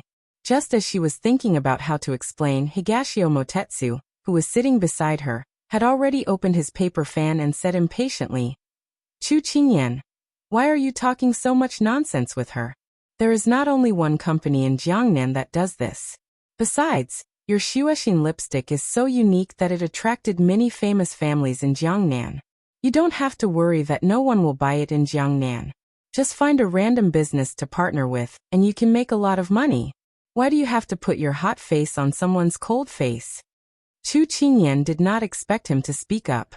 Originally, she wanted to stop him, but after seeing him give her a meaningful look, she stayed silent out of trust. It was not until the end that she understood the meaning of his words. Hua Xiao did not pay much attention at first, but after these words, her indifferent expression gradually disappeared. "You said that Xuexin lipstick is unique to you?" "That's right." Chu Qingyan was a little surprised to hear her ask about Xuexin lipstick, because she had only taken out this lipstick in the Lan Manor of Jiang Country. However, she still nodded in response. Chu Qingyan didn't know that after she sold the Snow Heart lipstick at Lanzhuang, the lady boss of White Sparrow House was obsessed with makeup. Every time she put on makeup, she would cause a whirlwind, and women would scramble to imitate her. Especially 4 years ago, she got a mysterious lipstick that added a lot of color to her face. It was simply the finishing touch. However, after a year, the lipstick was used up. It was said that the lady boss wanted to search for the lipstick at a high price. Unfortunately, after so many years, she still couldn't find it. She had heard of Xuexin lipstick in her industry, but she didn't know if it was just a rumor. After all, rumors weren't trustworthy. However, when Xiao took a serious look at Chu Qingyan, her heart was already racing. If this person was really the owner of the lipstick, then she couldn't let go of this opportunity. However, before she could open her mouth, the purple-clothed man began to rush her again. Chu Qingyan, I'm starving. Let's go. Chu Qingyan noticed the change in Xiao's face just now. She thought that she had a chance. She stood up according to Higashio Motetsu's words. Just as she was about to say goodbye to Xiao, the other party immediately said, "Wait." Chu Qingyan and Higashio Motetsu looked at each other, and their eyes revealed a sly smile. It seemed that there was a chance. Words are no proof. Take out the Xuexin lipstick, and let me see if it really has the effect of the rumors. Xiao kept the two people, but her words were not impatient and her tone was still calm. Chu Qingyan nodded secretly. Whether it was a merchant or an official, hiding one's emotions was the most important lesson. This one did not bring the Xuexin lipstick with me. It will take half a month for it to be sent to Jiangnan. This time, after going to Fuli mountain range, they would turn to Jiangnan. It was out of her expectations, so she did not bring any skincare cream. She frowned slightly when she sent the letter from Jiangnan, and then sent it back from Lian City. She did not know if Xiao could wait for such a long time. As expected, the servant standing beside Xiao said suspiciously, "Young Master Chu, you can't be teasing my young master, right? You came to Jiangnan to do business but did not bring a sample? If this were to spread, people would be suspicious." Although the situation was a little tricky, Chu Qingyan still looked at her calmly. "Young master, when doing business, sincerity is important. What do you think?" Xiao felt that this Chu Qingyan spoke elegantly and naturally, which made people have a good impression of her. That's right. Sincerity is very important. However, thinking about my partner in Xiao, if he does not have a certain level of strength, I'm afraid that he will not be able to cooperate for long. Young Master Chu, don't you think so? Chu Qingyan nodded her head in agreement. Then I don't know what young master's request is? Higashio Motetsu had already done what he could. Although he did not like this person in Xiao, he could not interfere in the matters of the little lass. Therefore, he sipped his tea and sat at the side to watch the undercurrent between the two people's words. Hearing this, Xiao curved her lips and propped up her chin. Her eyes spun around and Chu Qingyan could not help but think of the blue-skinned mouse who had bad intentions. How about this? I'll give you a test. If you can pass it, I'll wait for you for half a month. Chu Qingyan also became interested. There's no harm in saying it. You should know that I have a shop called Hibiscus Pavilion. Recently, the sales of this shop have been a little sluggish. If you can win against Fragrant Powder Pavilion within 3 days, then I'll admit that you have the ability to be my partner. Xiao's expression did not change as she looked at her without blinking. Fu, who was at the side, could not help but widen her eyes. Her master's test was too difficult. Right now, Fragrant Powder Pavilion was like the sun in the sky. Our Hibiscus Pavilion was about to close down. But after all, this was her master. She could not help an outsider. Because she had been busy with the matters of the bank recently, she did not pay much attention to Xiao's shops. She vaguely remembered that when she first arrived in Jiangnan, she encountered a conflict between two shops. However, all businessmen were crafty. Chu Qingyan saw Fu's expression and knew that this was not an easy task. However, she did not intend to refuse. Okay. Because of Chu Qingyan's promise, Xiao was in a good mood. She did not intend to drown her sorrows in alcohol, and got up to leave. Fu eagerly followed behind his master, his face full of confusion. Master, although this young Master Chu's background is unknown, but isn't your test a little too difficult? Xiao touched her chin and smiled mischievously. Although Jiangnan is full of outstanding people, it's rare to see someone with an outstanding temperament. Moreover, I've been looking at those old men all day long. I'm already tired of looking at them. It's rare to meet someone with a good appearance. A Fu heard this and could not help but shiver. Master, so this was your idea. A Fu thinks that the new official, Lord Lin, is also quite good-looking. Many girls like him. Hearing this, Xiao's expression changed. Don't mention this person to me. He's pretending to be noble and virtuous. Just thinking about it makes me angry. Yes. A Fu blushed with shame. Ever since her master and official Lin had that unresolved grudge, her master did not like this official Lin very much.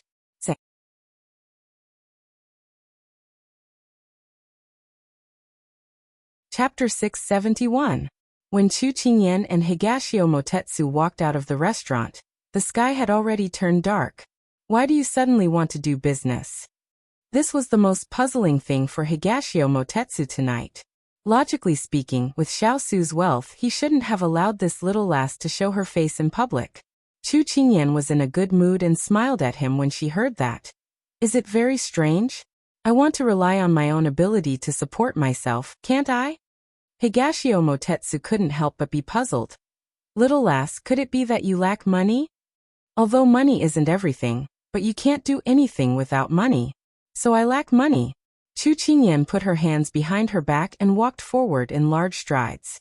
Actually, money wasn't very important to her. But she wasn't alone. She had to consider for her parents and also for the big ice cube. Mining and forging weapons required a large amount of money.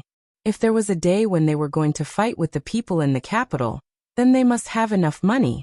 She heard the person beside her open his folding fan with a schwa sound and winked at her seductively. If you lack money, then look for me. Although I'm not as rich as a country, but I can guarantee that you won't have to worry about food and clothing. Hearing that, Chu Qingyan laughed. Your words remind me of the second time we met. You wanted me to be your subordinate. TSK. I didn't expect that after so many years, your lines still haven't changed. He had asked her so seriously, but she had actually mercilessly laughed at him. Higashio Motetsu felt a little defeated. I'm sincere. Chu Qingyan shook her head. She was still smiling, but her tone was serious as she said, Dong Ting, thank you for your kind intentions. However, I want to go out on my own. If I need your help in the future, I won't hesitate to ask. Higashio Motetsu looked at her with a deeper expression. The little girl had finally grown up and had her own ideas. It seemed that Xiao Su had contributed a lot to this. Only he could be so assured and allow her to stumble. However, do you really think that Xiao is reliable? She's a pretty good young woman. She's already taken over her family's business at such a young age. And she's able to share the limelight with the Chen family of Jiangnan. It's obvious that she's an extremely intelligent person. Moreover, I think that she's quite likable to me. She's clever, mischievous, and very clever. After we get to know each other better, she should be an easy person to get along with. Chu Qingyan recalled the confrontation with her today, and could not help but smile. Later on, when the two of them got to know each other for a long time, Chu Qingyan realized that although flower sleeves looked delicate and cute, when it came to scheming against others, she wasn't cute at all. Higashio Motetsu did not think so. He felt that flower sleeves was quite an eyesore. Moreover, when they were at the dinner table, he often saw flower sleeves sizing up the little girl. Just thinking about it made his heart uncomfortable. At this time, a carriage stopped in front of the three of them. Chu Qingyan was wondering whose carriage it was when Hualing stuck his head out and greeted her. Little young master. Master saw that you didn't come back this late, so he sent this subordinate to pick you up. When she saw that it was Hualing, she couldn't help smiling. It's not like I don't know the way. Why would I make a special trip here? Wait a moment, I'll get on the carriage. She turned to look at Higashio Motetsu. Her expression was not as bright as before. Dong Ting, you should find a place to live in Jiangnan. Although the Moon Palace sect and the fierce cavalry have not interfered with each other these past few years, I should still avoid arousing suspicion. So, I can't invite you to live in the private bank. The restaurant's lights shined through the windows and fell between the two of them. The faint light mixed in with the night breeze made it a bit cold. The light and shadow overlapped on their faces, so Chu Qingyan could not see the person in front of her. Inviting a good friend to live in one's home was a kind of courtesy, But Chu Qingyan considered the two of them status, so she could only make it clear. She felt sorry for Higashio Motetsu, but whether he was angry or not, she would not change her mind.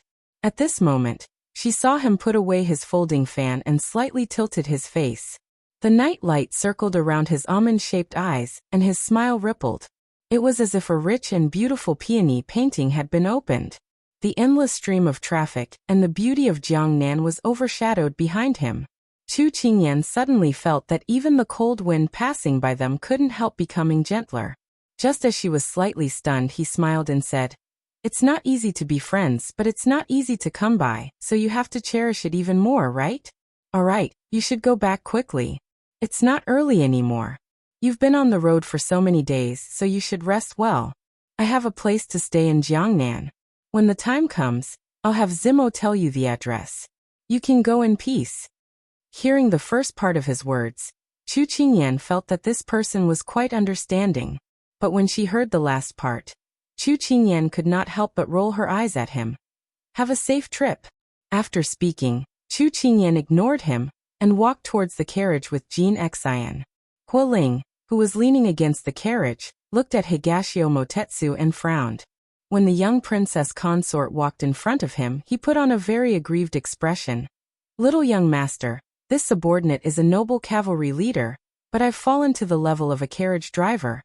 Does this mean that this subordinate is becoming more and more of a failure?"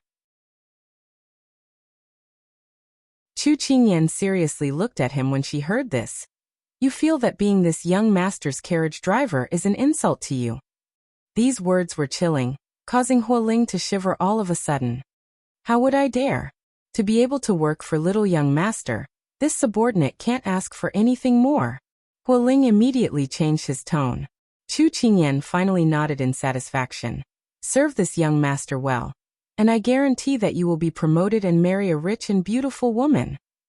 Hualing immediately bitterly agreed. The conversation between the two was carried by the wind to Higashio Motetsu's ears. He stood on the bluestone street and watched the carriage gradually move away. His lips curled slightly. He still remembered when he first met her.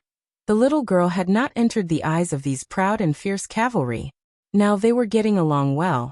Or it could be said that she had become a master that they recognized. The affairs of the world were truly unpredictable. "Zimo, this subordinate is here. I'll give you 2 days to buy a manor." "Oh, just now you said that there was a place to live in Jiangnan. This subordinate was wondering when we had a property in Jiangnan. If you keep talking, I'll shorten it by 1 day." This subordinate obeys. It was a bit boring on the way back, so Chu Qingyan casually chatted with Hualing. "How has the bank been recently?" She randomly asked a question. "Business is going smoothly. The people from Facing Moon Restaurant have already been detained. Shi Qing and Li Buoqing have also been locked up. Things are progressing very smoothly." Hualing began to talk about the things that happened in the bank when she left. She couldn't tell that Hualing was a chatterbox. Chu Qingyan nodded and seriously listened. At the end, Hualing's tone suddenly changed. "But recently Master's mood hasn't been good." "Why?" Chu Qingyan was puzzled. Hualing turned to look at her and said in a hesitant tone, "It seems to be because of little young master." "Ah."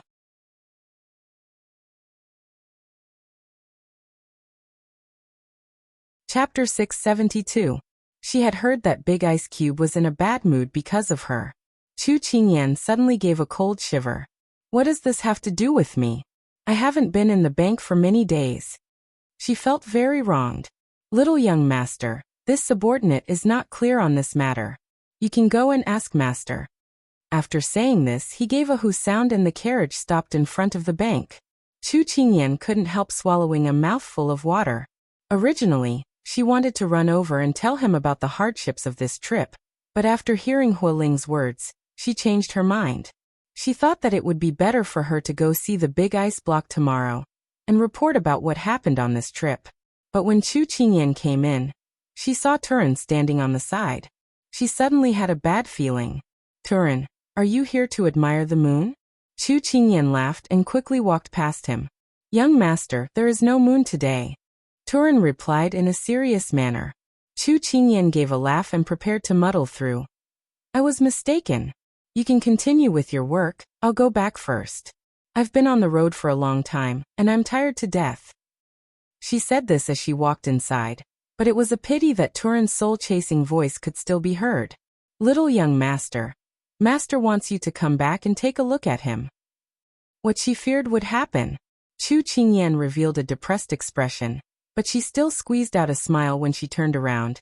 I understand. She slowly walked towards Big Ice Cube's room as countless possibilities appeared in her mind. How did she make Big Ice Cube unhappy? But in the end, she began to suspect if Hualing had tricked her.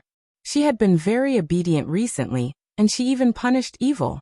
Shouldn't it be praise? Thinking of this, her steps became much lighter.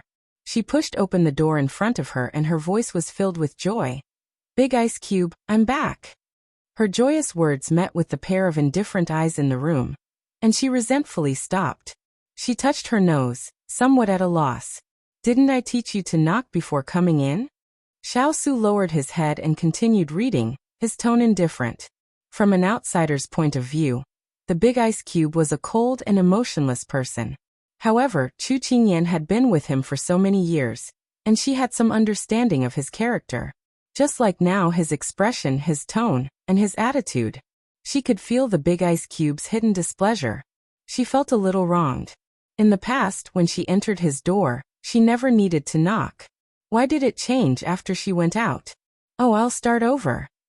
Although she was depressed, she still obediently left and closed the door. She took a deep breath and knocked on the door again. Come in. A voice that sounded like a cold gust of wind came from inside. Chu Qingyan pursed her lips outside. The weather had finally warmed up, but it was cooled down by the Big Ice Cube. She pushed the door open and walked in.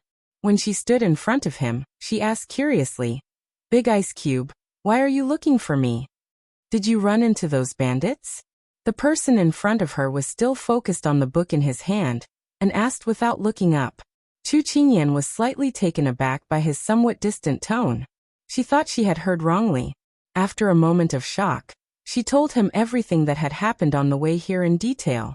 Although Flowing Light had already written a letter back, a letter could not be compared to an oral account. During the narration, Chu Qingyan secretly observed the person in front of her. Unfortunately, he was sitting sideways on the chair and happened to block the candlelight. The expression on his face was covered by the shadow, and she could not see clearly. However, she could vaguely feel that Big Ice Cube was not actually listening to her. After he finished speaking, his originally relaxed and happy mood had now turned into a somewhat fearful one. Big Ice Cube, that's all. Are you sure that's all? His voice was very soft, but it was mixed with a strong sense of disbelief. The moment he finished speaking, Chu Qingyan subconsciously looked at him. The person sitting in the shadows only had a pair of sharp eyes that sent chills down her spine. This was not the first time she had seen Big Ice Cube like this. In the past, she had always been a bystander. She did not expect that one day, he would also treat her like this. That's all.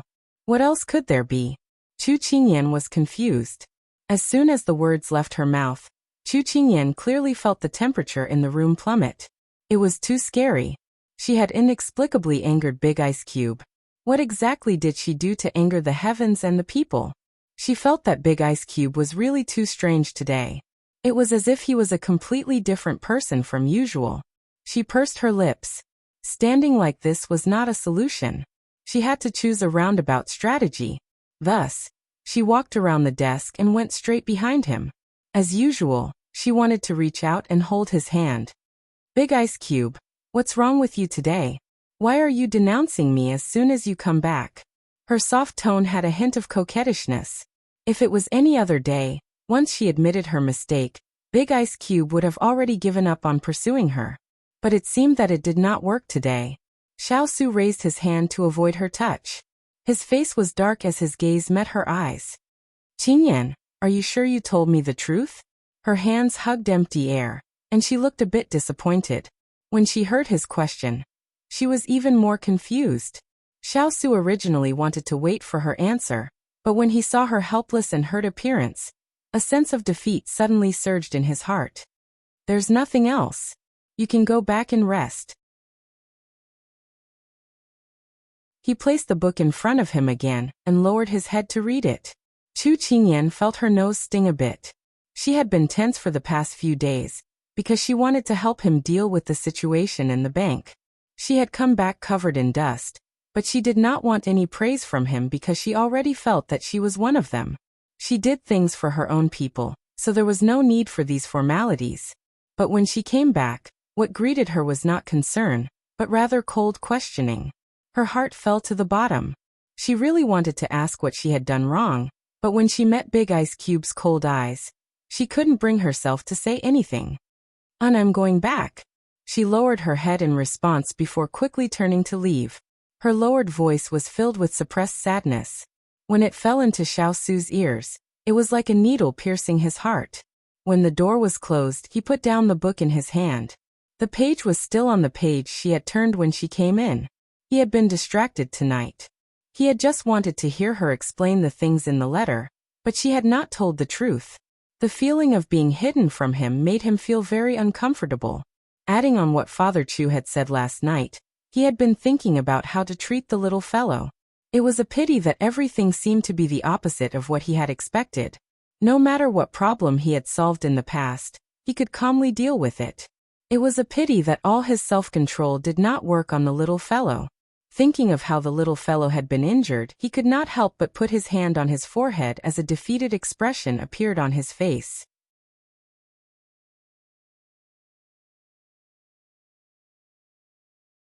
Chapter 673. Chu Qingyan left the room with a very depressed expression. She turned around to look at the silence behind her, and a strange feeling filled her heart. It was like something that normally belonged to her had suddenly turned against her.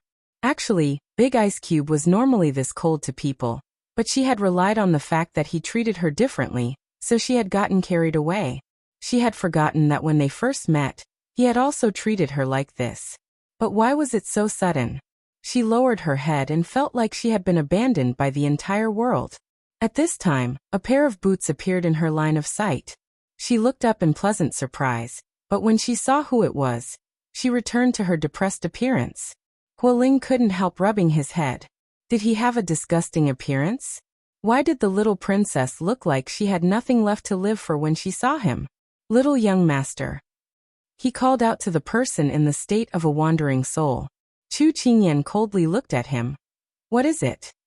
She was not in the mood to chat at all. Hualing suddenly felt like the little princess had been possessed by his master. Otherwise, why would she have such a cold appearance? "It's like this, old Master Chu and old Madam Chu have both come to Jiangnan. They were just talking about you. Do you want to go see them now?" "What? My father and mother came to Jiangnan? Where are they now?" Chu Qingyan's eyes instantly lit up. The sadness from before was replaced by a strong sense of dependence, like she had found a safe haven to rely on. "They're in the yard next to young master's." Hualing had just finished speaking when there was a small whirlwind in front of him, and he disappeared in the blink of an eye. He couldn't help smiling. Look at how anxious the little princess was. At this time he put away his smile and knocked on the door. When the person inside responded, he pushed open the door and walked in. At this moment, the room was dimly lit, giving people an illusion of desolation. Hualing looked behind the table, leaning back in the chair with his eyes closed as if he was resting. "Master?" Hualing softly called. "What is it?" Xiao Su did not open his eyes as he casually replied. Hualing couldn't help being stunned. His master's answer was exactly the same as the little princess. He didn't pause for too long and chose his words carefully. "Master, just now this subordinate saw the young princess Consort standing outside the door. She seemed to be very sad. Did something happen?" He was only a few steps behind the little Wang Fei. As soon as he arrived, he saw her on the verge of tears. This was a rare sight.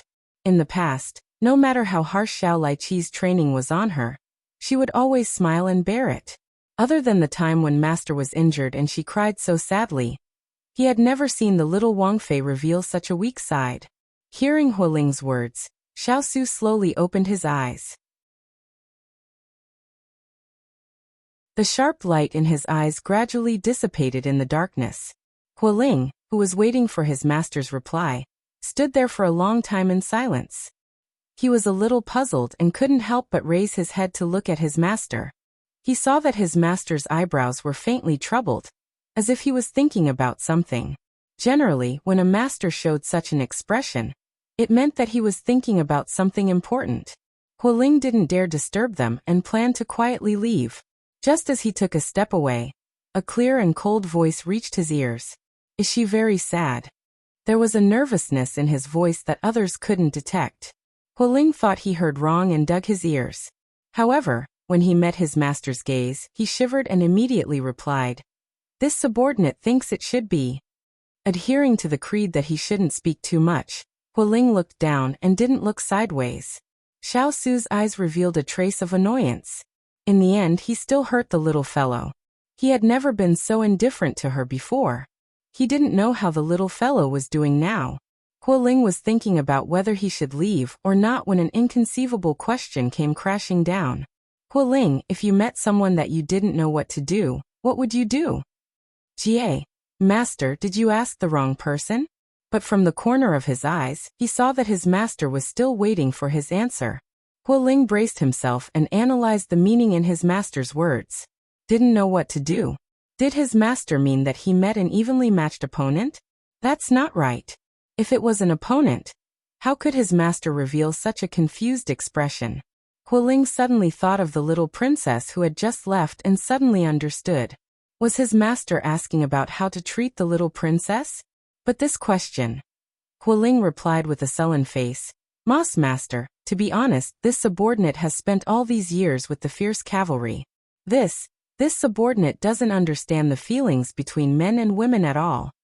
Seeing Hualing look like he had been struck by lightning, Xiao Su instantly dispelled the idea of asking him. He inexplicably felt that he was very funny, actually turning to any doctor in a desperate situation. "I know you can leave." Xiao Su waved his hand, looking a bit unnatural. He had only asked this question because he had lost his mind. Hualing was about to leave when he heard this, but he took his foot back. He rubbed his head and glanced at his master before boldly speaking. "Actually, master, if you don't know how to treat the little princess, you just need to treat her well. Haven't you and the little princess been like this all these years?" Xiao Su felt that Hualing's words were the same as not saying anything. There was no constructive meaning at all. Hualing realized that he had said something useless. He gave an embarrassed smile and planned to slip away. "Wait." Hualing respectfully stood up when he heard this. "Master, what other orders do you have?" "What is Qingyan doing right now?" Xiao Su asked. Just now, this subordinate told young princess that old Master Chu and his wife came to Jiangnan. So young princess impatiently went to find them. Thinking about it, they should be with old Master Chu and his wife right now. Hualing reported truthfully. Xiao Su nodded. The little fellow hadn't seen her parents for a while. This should be the time for them to reunite. Thinking of this, he stood up and planned to leave. "Master, are you going to find the little princess and old Master Chu?" Hualing followed after seeing this and asked in confusion. Xiao Su was about to nod when he stopped in the hallway. "No, have the kitchen prepare some supper and send it to the yard." He had just gotten into an argument with the little fellow. If he went over now, he would definitely make her unhappy. Hualing did not notice his master's strangeness and said with a grin, "Master, if you send someone to bring old Master Chu and old Madam Chu over, the little princess will definitely be very happy." "I hope so." Xian Mo's eyes gradually darkened with the night, and there was a powerless confusion in her deep eyes. He had not thought of how to handle the relationship between the two of them, but he seemed to have made her run away in anger first. He was a bit regretful of his actions just now, but he could not stand the little fellow's deceit. "Little fellow, what should I do with you?" Xiao Su had encountered the biggest conundrum of his life.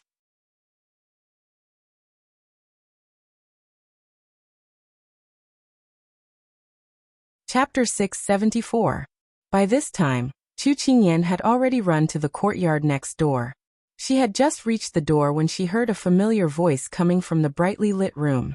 "Dan Yang, why isn't Kai Kai back yet?" Son-in-law clearly said that Kai Kai would arrive in Jiangnan in the evening. "Look, the son has already gone home. Why isn't Kai Kai back yet?"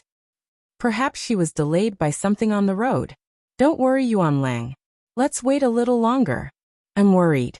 Will a big tiger appear on the road and block Kai Kai's way home? It's too scary. I want to find Kai Kai. Sigh Yuan Lang. Just as her footsteps neared the door, Chu Qingyan pushed it open with a smile. She happened to meet her parents' surprised expressions. Father, mother, I'm back. I wasn't taken away by a tiger. Safe journey. She opened her arms and hugged her two closest relatives in front of her. She smiled brightly, but when she dove into their embrace, she couldn't help but sob. Father, mother, your daughter missed you so much. She wasn't a sentimental person, but she had been wronged by Xiao Su just now. Now that she saw her closest relatives, she couldn't help but want to get closer. Father Chu was overjoyed to see his daughter. Kai Kai, father missed you too. Mother Chu also missed her very much, but when she saw father and daughter so close together, she couldn't help but laugh. Kai Kai is already so big, but she still acts like a child. Of course, no matter what, she will always be our child. Father Chu smiled as he raised his hand and patted his daughter's head. Chu Qingyan nodded vigorously. She used her actions to show her approval of her father, but she felt that when he patted her head like that, it was as if he was petting a puppy. The family of three sat down in the room. After the joy, Chu Qingyan was a little puzzled. Father, mother, why did you suddenly come to Jiangnan? I didn't hear anything about it before. Mrs. Chu smiled. A few days ago, His Highness sent someone to pick us up. He said that you might be staying in Jiangnan for a while, so he asked us to come and visit you. At this point, Mrs. Chu's eyes were filled with warmth. I think His Highness did this because he was afraid that you would miss your father and me.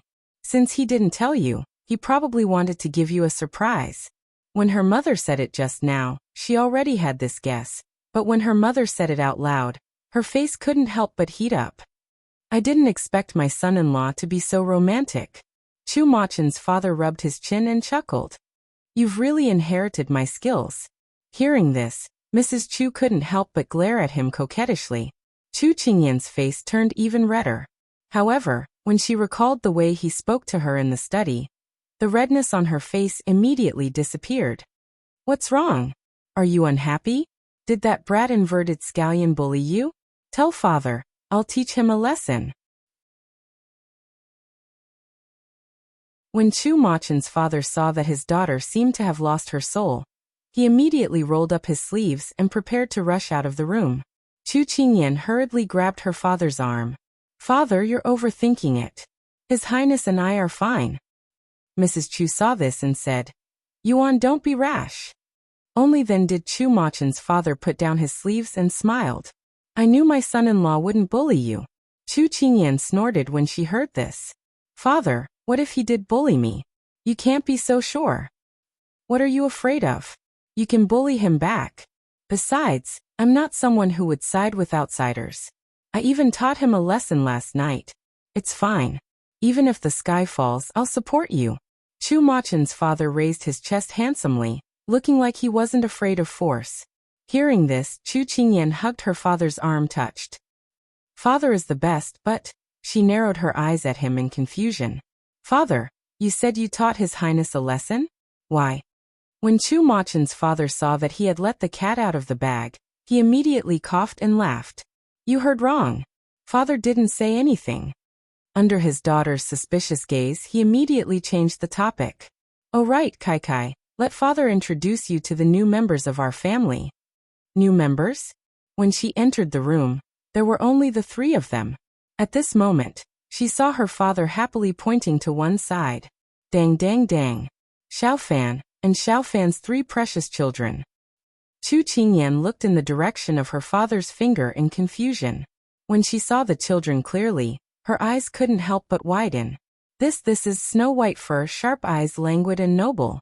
The white dogs that father adopted. Chu Machen's father boasted, then called out, Xiao Fan, come over and look at my daughter. She's much prettier than your three children. When Chu Qingyan heard this, the corners of her mouth couldn't help but twitch. Compared to an animal, she was speechless. Unfortunately, Xiao Fan didn't even want to acknowledge her father. Chu Qingyan found it funny and couldn't help but walk over to Xiao Fan, who was lying on the ground. When she got closer, Chu Qingyan saw the 3 children nestled in Xiao Fan's arms. When she approached, the 3 of them raised their heads at the same time, and their grape-sized eyes rolled around to look at her. What adorable puppies! Chu Qingyan was immediately charmed by their adorable looks and squatted down to hug them. Chu Machen's father cried out in alarm and wanted to stop her. These were not to be touched. But what stunned Chu Machen's father was that the little white balls had voluntarily left their mother's arms and jumped onto his daughter's lap. Xiao Fan also stood up and rubbed against his daughter's hand. Chu Machen's father felt very hurt. Xiao Fan, I was the one who picked you up and brought you home. What do you mean by this? Seeing the little white balls rubbing against her body, Chu Qingyan was in a good mood. She turned around and said, Dad, this is called animal affinity. Xiao Fan, who was cold and arrogant, licked Chu Qingyan's hand as if acknowledging her words. This made Chu Machen's father feel even more deflated. Where did you pick them up? They're so cute. Chu Qingyan asked curiously.